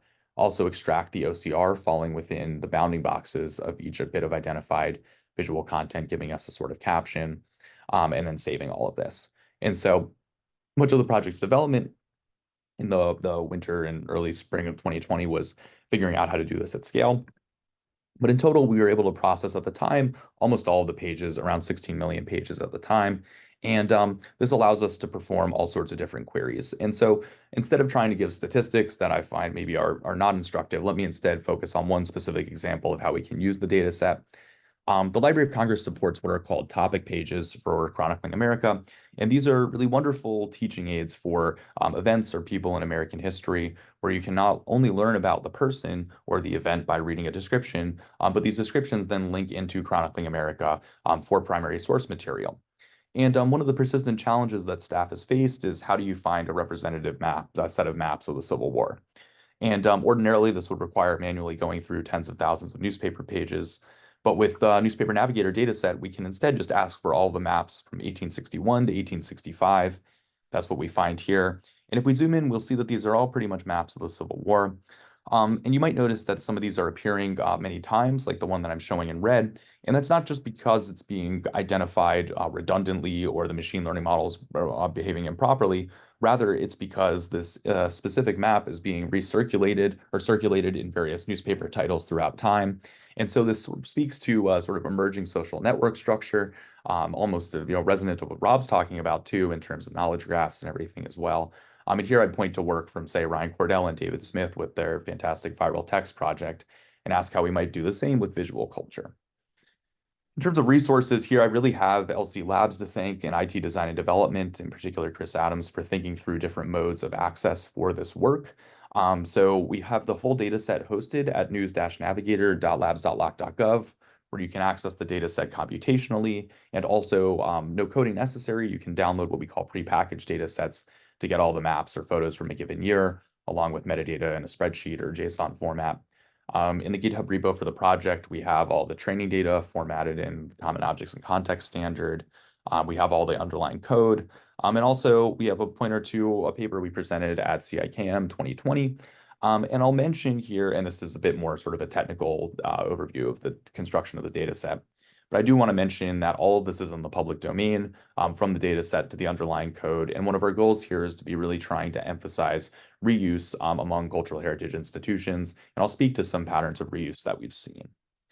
But I do want to turn to the search application for a minute and give a sense of what the kinds of questions might be once we go from extracting the content to how we build out usable interfaces to then really make them more exploratory or interactive. And so the Newspaper Navigator search application supports searching over about 1.5 million photos. These are all the photos identified from 1900 to 1963, which at the time was a sort of end of the sort of temporal range of the collection. But here we sort of have an entry point where we can do keyword search against those extracted captions for each image. And so here, when we search for baseball, we get about 5,400 results. Again, these are all the images whose captions contain that literal string baseball in one way, shape, or form.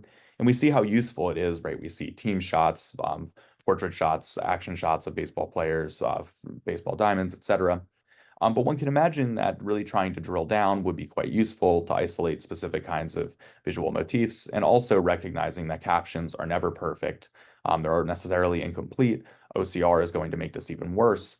So how about we try visual search? And so this Train My AI Navigators feature on that tab up on the left-hand side allows the user to interactively train a machine learner on the fly to identify visual content of different kinds of types. And so here we're looking for action shots of baseball players, and the user can iteratively steer the AI Navigator toward or away from these different kinds of images by using plus minus labels.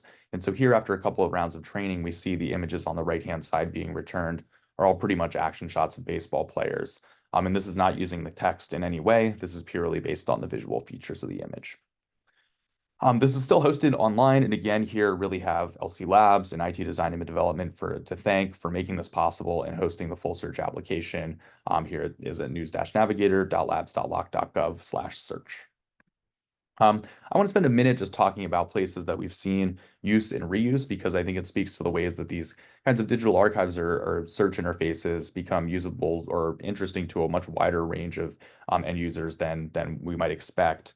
In terms of statistics, these numbers are a little outdated, but 2 years after launch, we still had about 900 monthly consistent unique visitors to the site.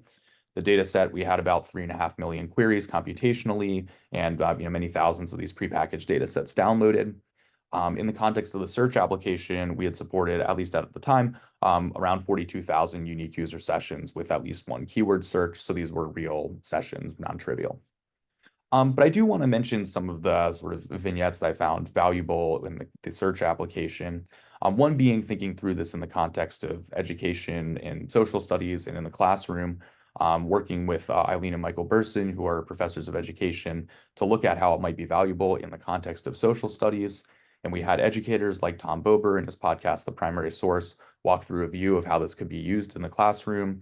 And we've heard from computer science teachers who have used it in the classroom to teach their students about AI, STEM teachers who have used it to educate their students on sort of media literacy. And so it's been a range of different disciplines, which has been quite interesting to us.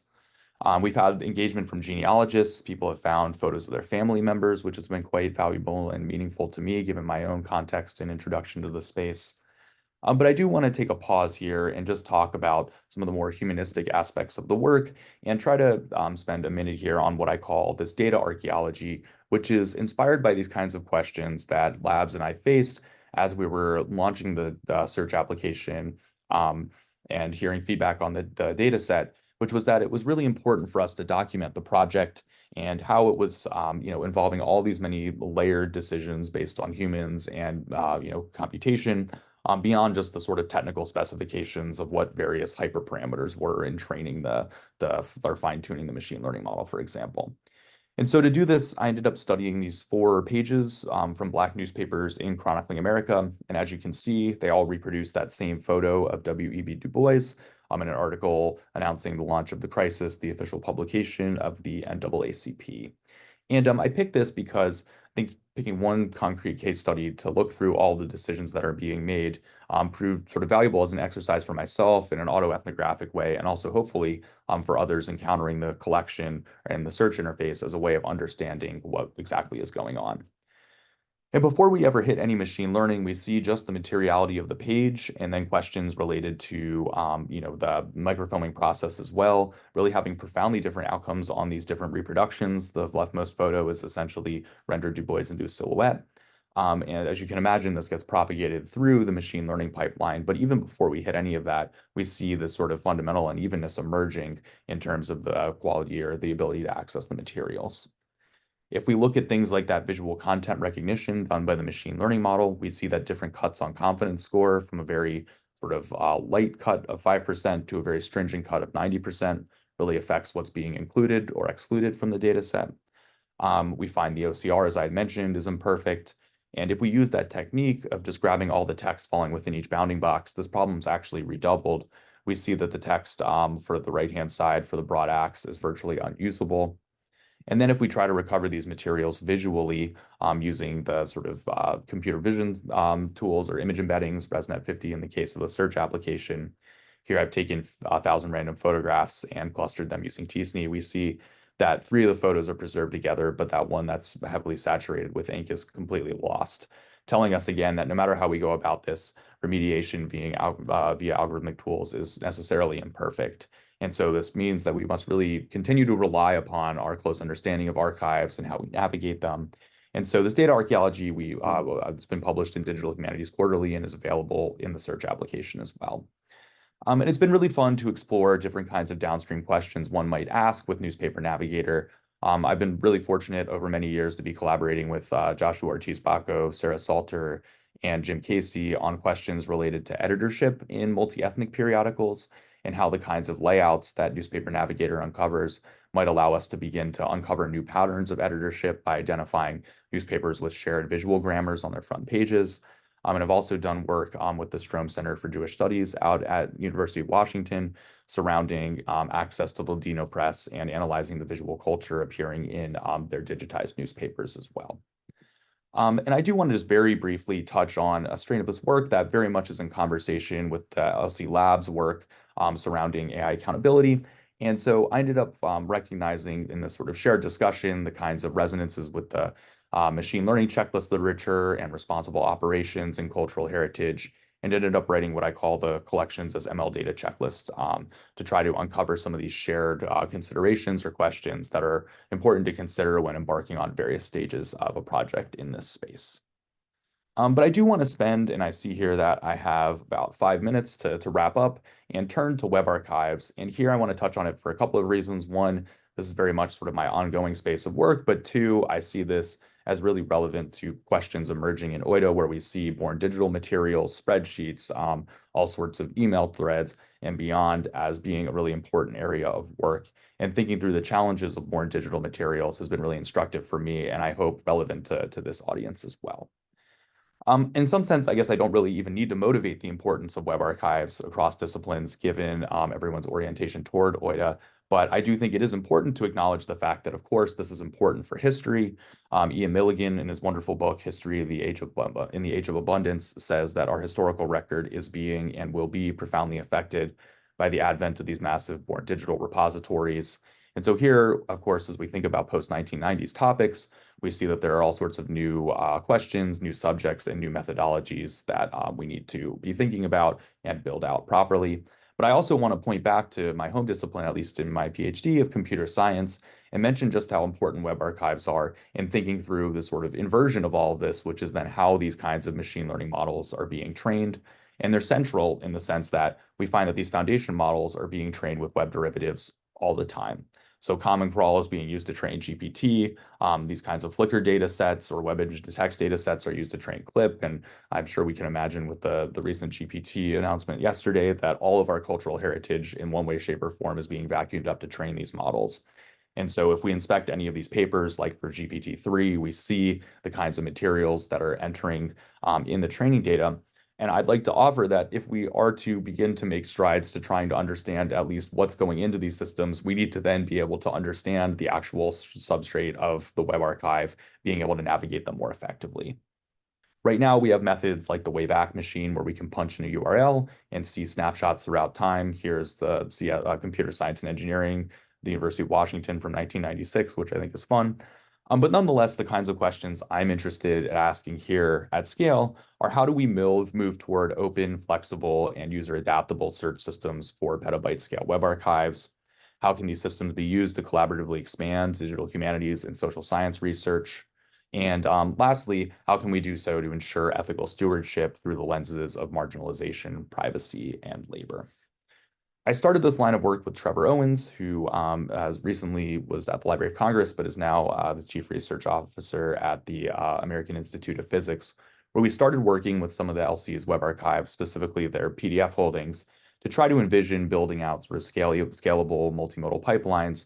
And this year, what I've been really excited to be doing is trying to expand this into end-of-term web archives. And these are these massive collaborations being undertaken by the Library of Congress and a number of university libraries to document at the end of every presidential administration, .gov, .mil, and other federal sites for the purposes of preserving them for perpetuity.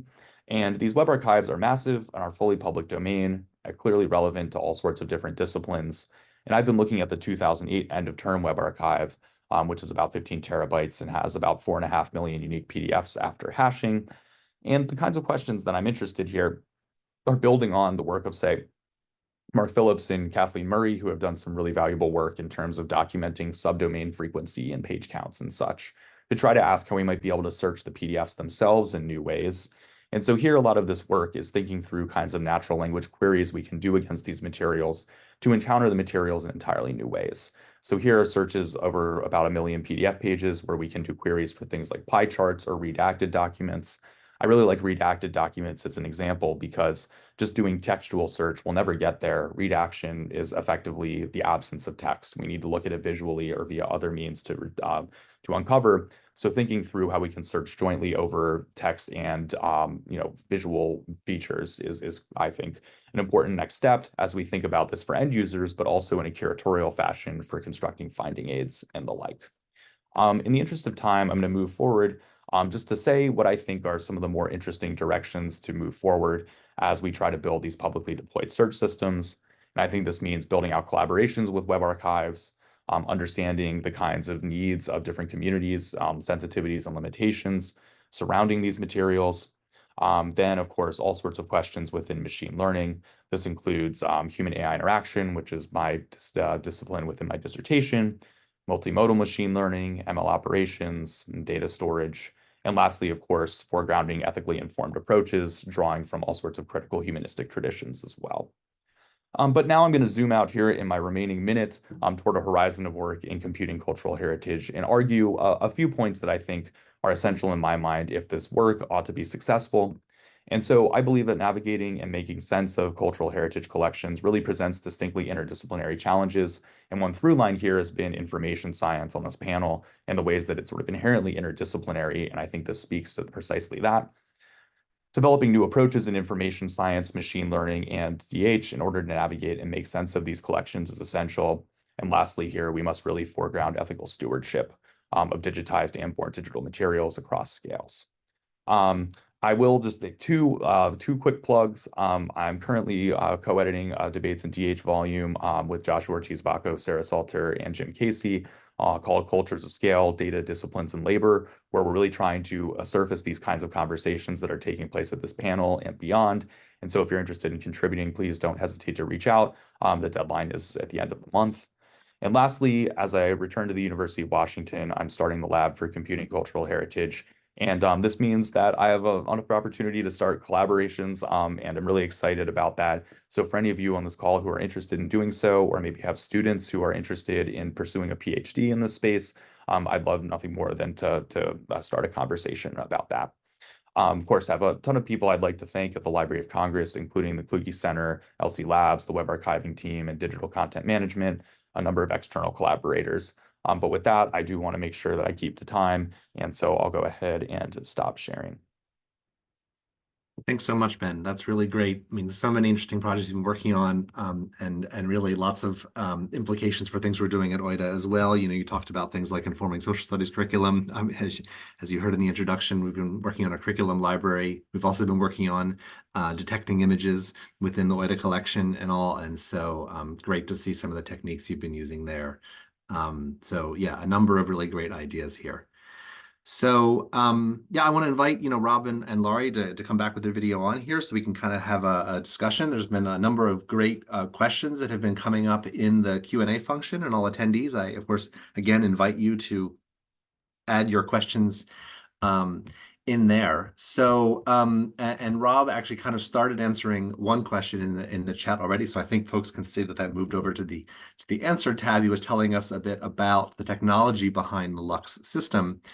But there's a kind of larger question here, and it came up in another question that's still open here about what would be involved in taking a system and building a linked data system on top of an archive like OIDA. Like, how much work really is this? And then there's a sort of related question, maybe a little more from me, of like, well, what's the payoff in a collection like OIDA that's kind of niche, right? Has got names of a bunch of employees who haven't written books necessarily, right? May not have authority records coming from other libraries and things. So like what would this kind of look like, Rob?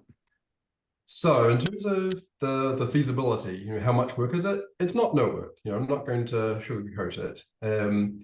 We had a 5-year project to build Lux. However, the actual time spent writing the code that generates the data is a relatively small part of that. We spent a lot of time figuring out what worked and what didn't work, and evaluating all of the possible options for technology, for ontologies, for data models, for inter-system architectures, and so forth. In terms of the sort of the crosswalk design, so actually let me step back one second. For Lux, there is no new system of record. That was a fundamental decision very, very, very early on, that we were not going to maintain something new. We were going to provide an overlay on top of existing data sets, being the archive space and the ILS in the library, TMS in our art museums, and EMU in the Natural History Museum. So can it be overlaid? Yes, and Lux is an example of doing exactly that. The interesting part is getting the information out of the existing textual string-based record systems into a structure that is connected. So I think in terms of OIDA, there will be some parts that are really hard, right? Extracting information from PowerPoints. I would want to have someone like Ben involved in terms of image analysis and extracting knowledge from images rather than trying to do the text analysis. However, for emails, which is the bulk of the archive, you have some really big advantages in that every single person has an identifier, their email address. And that email address also provides more information, who do they work for?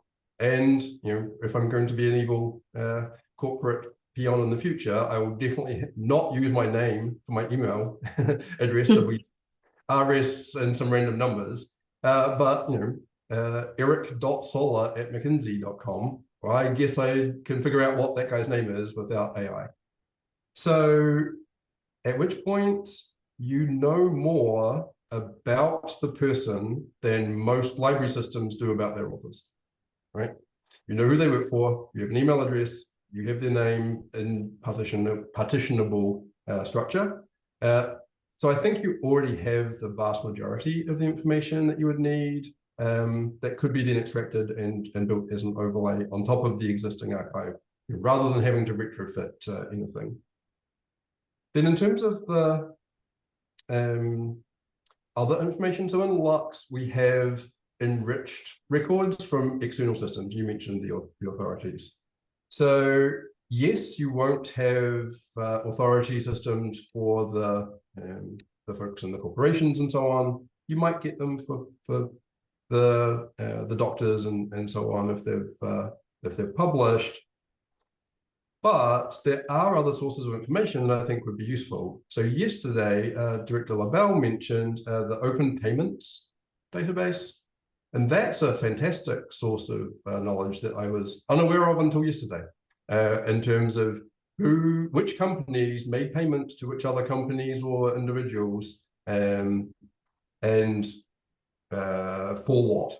And in terms of history and being able to enrich our understanding of the interactions between organizations and people in this field, in the OIDA field, integrating just the email addresses and people from OIDA and that database, that would be amazing, I imagine. There's also, of course, the National Library of Medicine, the NIH data, and so on, that could be invoked. There's more general sources like Wikidata, of course, which is where we get a lot of our images of people and organizations from, logos and so on.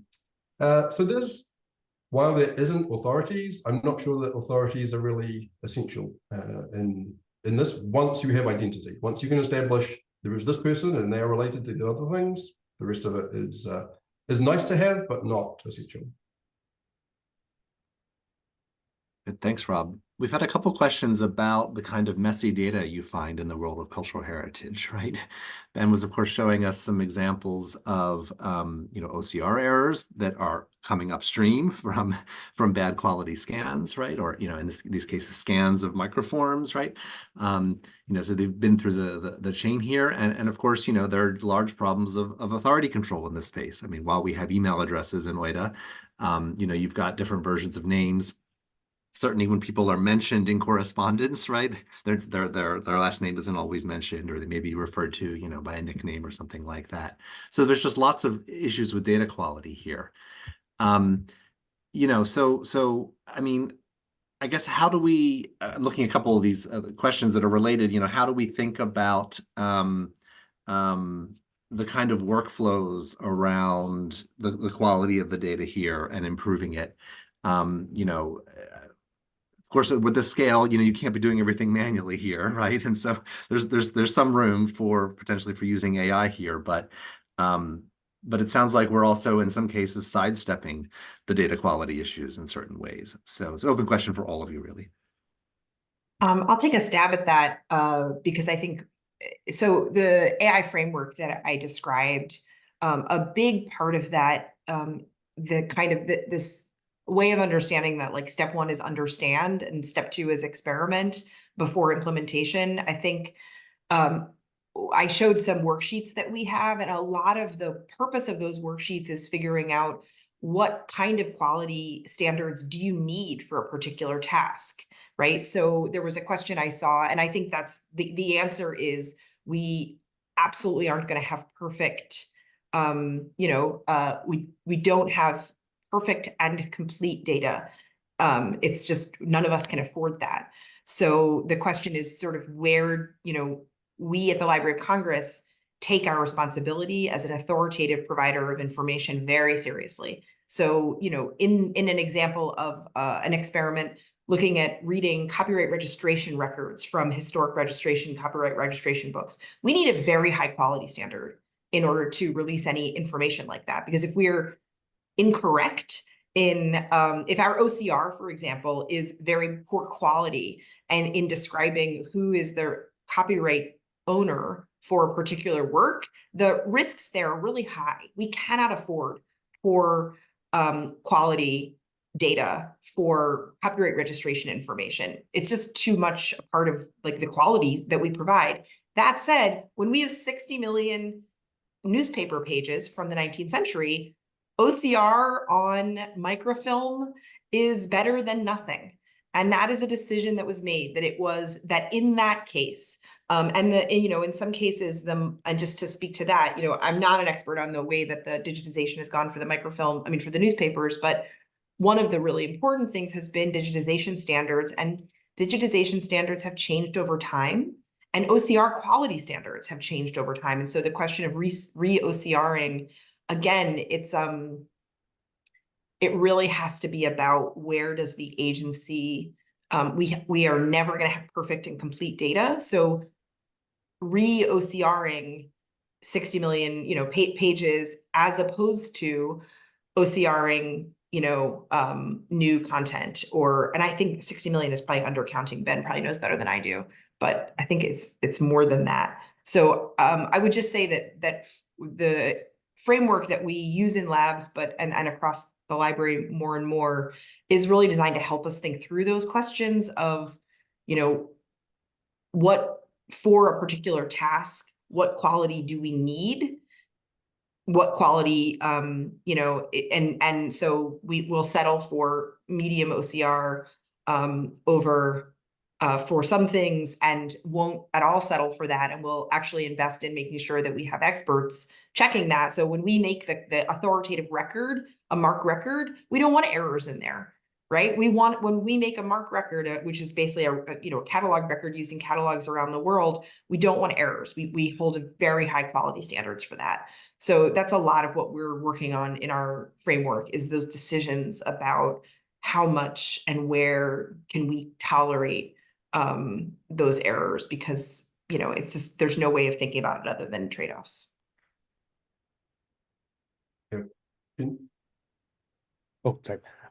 Yeah, no, thank you, Laurie, and thanks, Rob.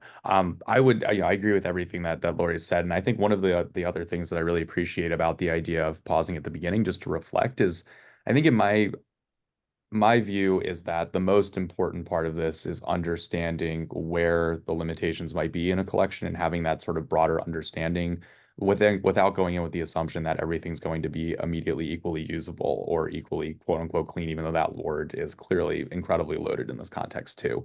But just to say that I think a significant amount of this is just understanding where the limitations might be, so that we can figure out other ways of attending to those parts of the collections through other forms of access or close reading or things like that.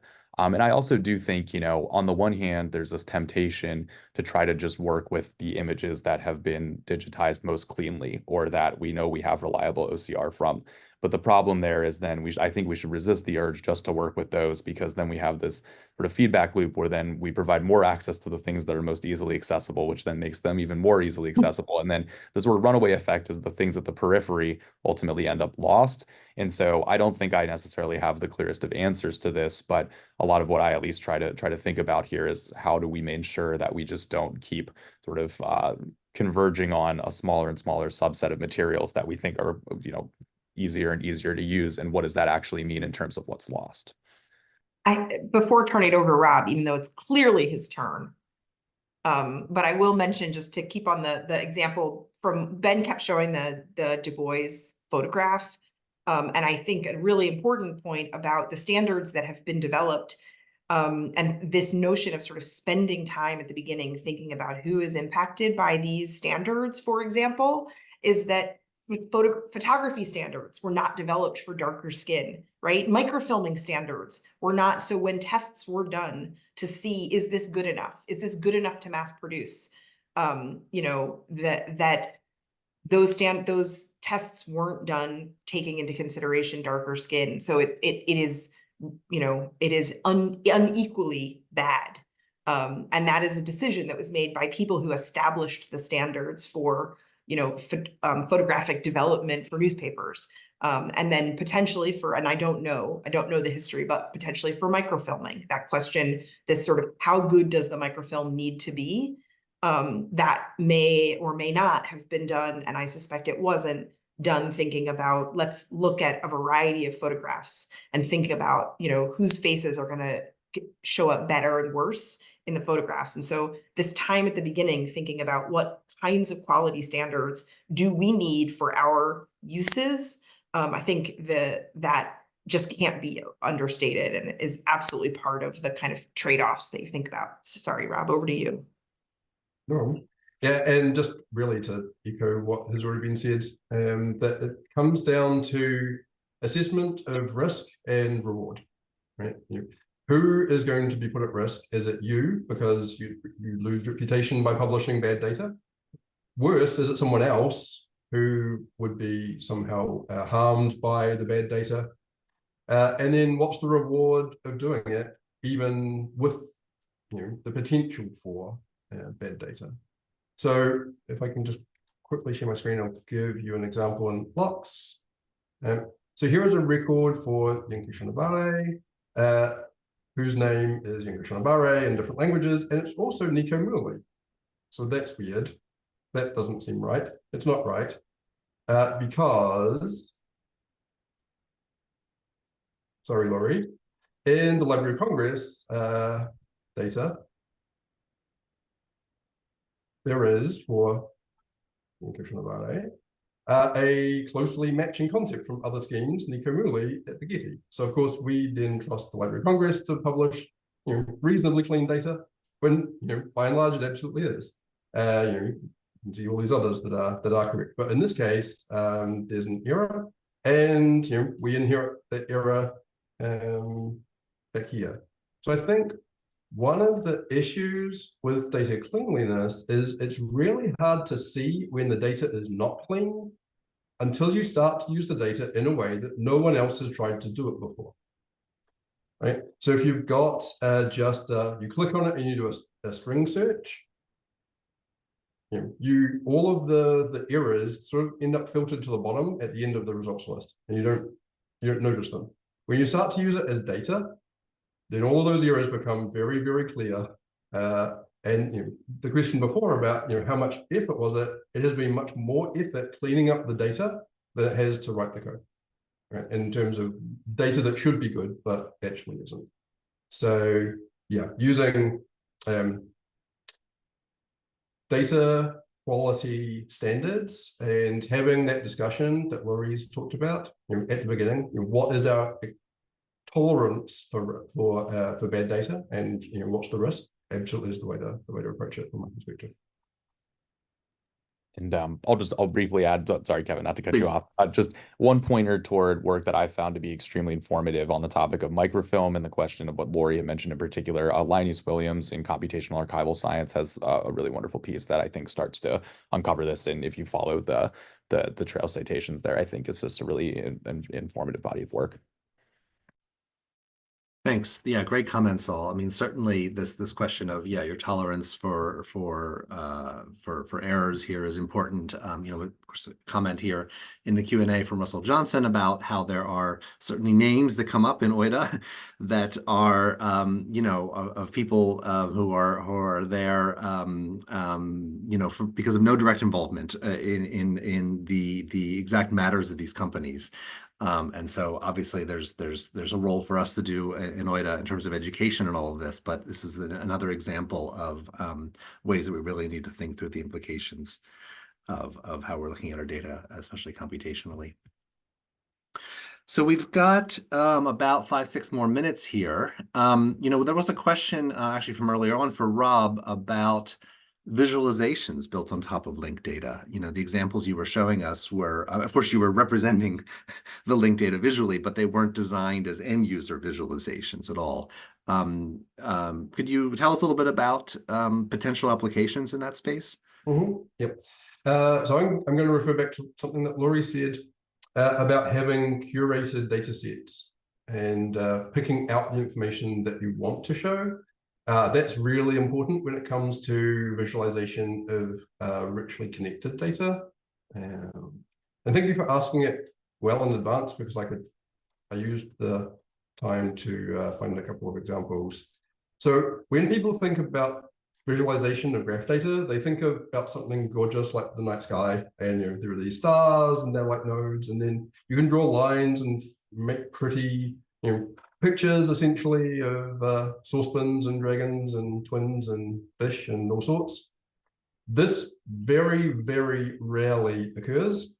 What you normally end up with is a hairball that looks like this, which is totally useless to absolutely everyone, right? No one will find value from a visualization that looks like that.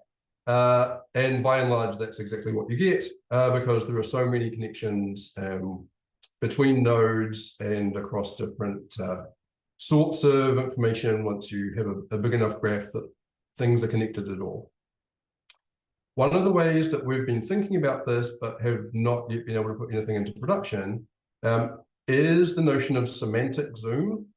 That the reason you can see constellations at all is that you can't see the light from stars that are too far away, right? They're not relevant to you. How do you import that metaphor, or the Google Maps approach, right? When you're at the city level, you don't see individual houses. If you did, it would be impossible. And when you're at the country level, you don't see streets, you see cities.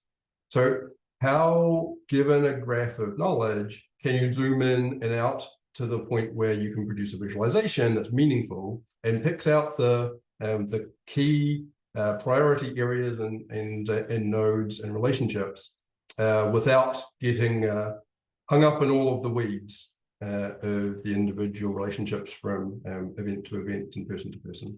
So yes, absolutely, it's a rich area for visualization. In Lux, there's a ton of areas where we want to do more work in that space. There's also a ton of challenges for the computer science folks and the UX and UI folks to take on in terms of how to make it useful and meaningful to the user, rather than just, oh, that's nice, and then the user moves on.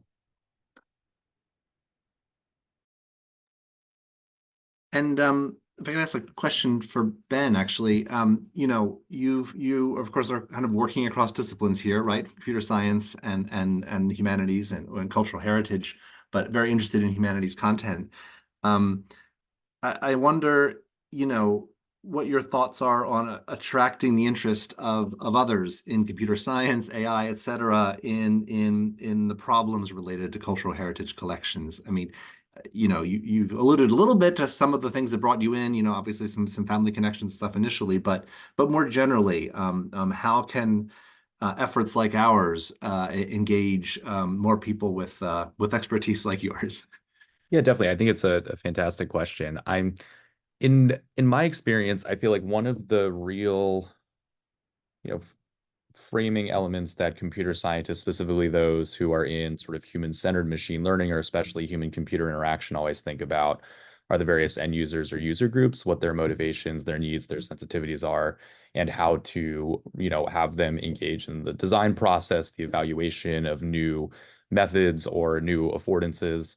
And for me, it's always been such a sort of like clear answer that cultural heritage is a place where there's so many people with very different needs and interests. And, I think OIDA is a perfect example from the scholarship that you've pointed to, or the various efforts that have been, basically entirely dependent upon OIDA, whether it's journalists or scholars or others who utilize the collection regularly in a legal context.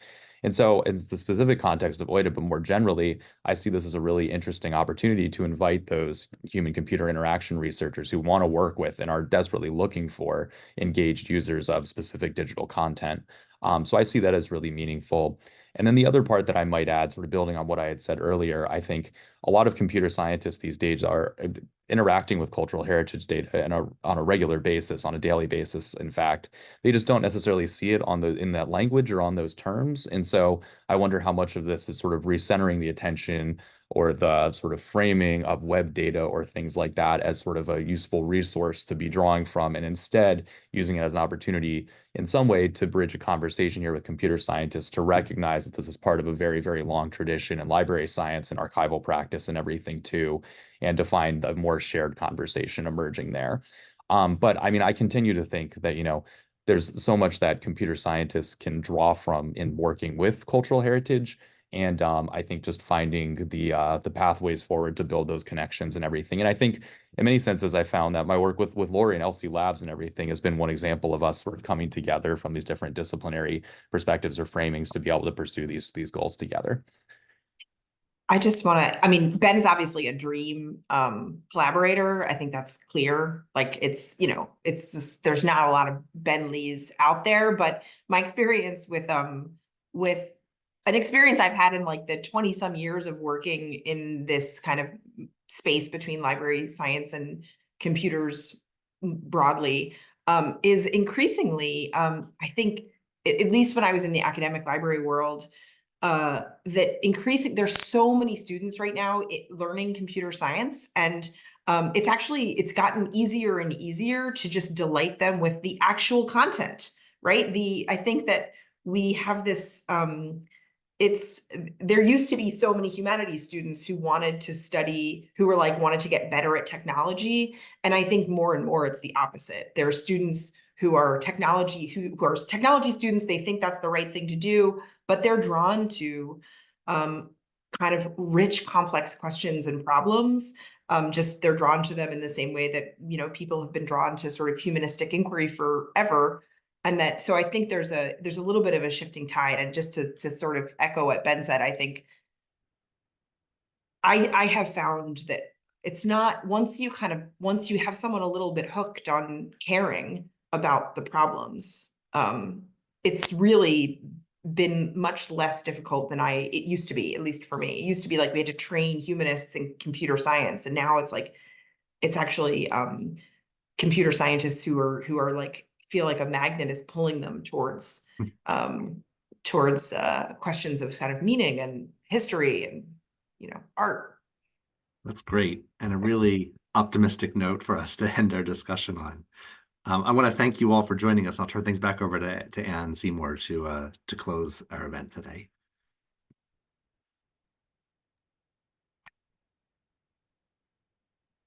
Oh, great.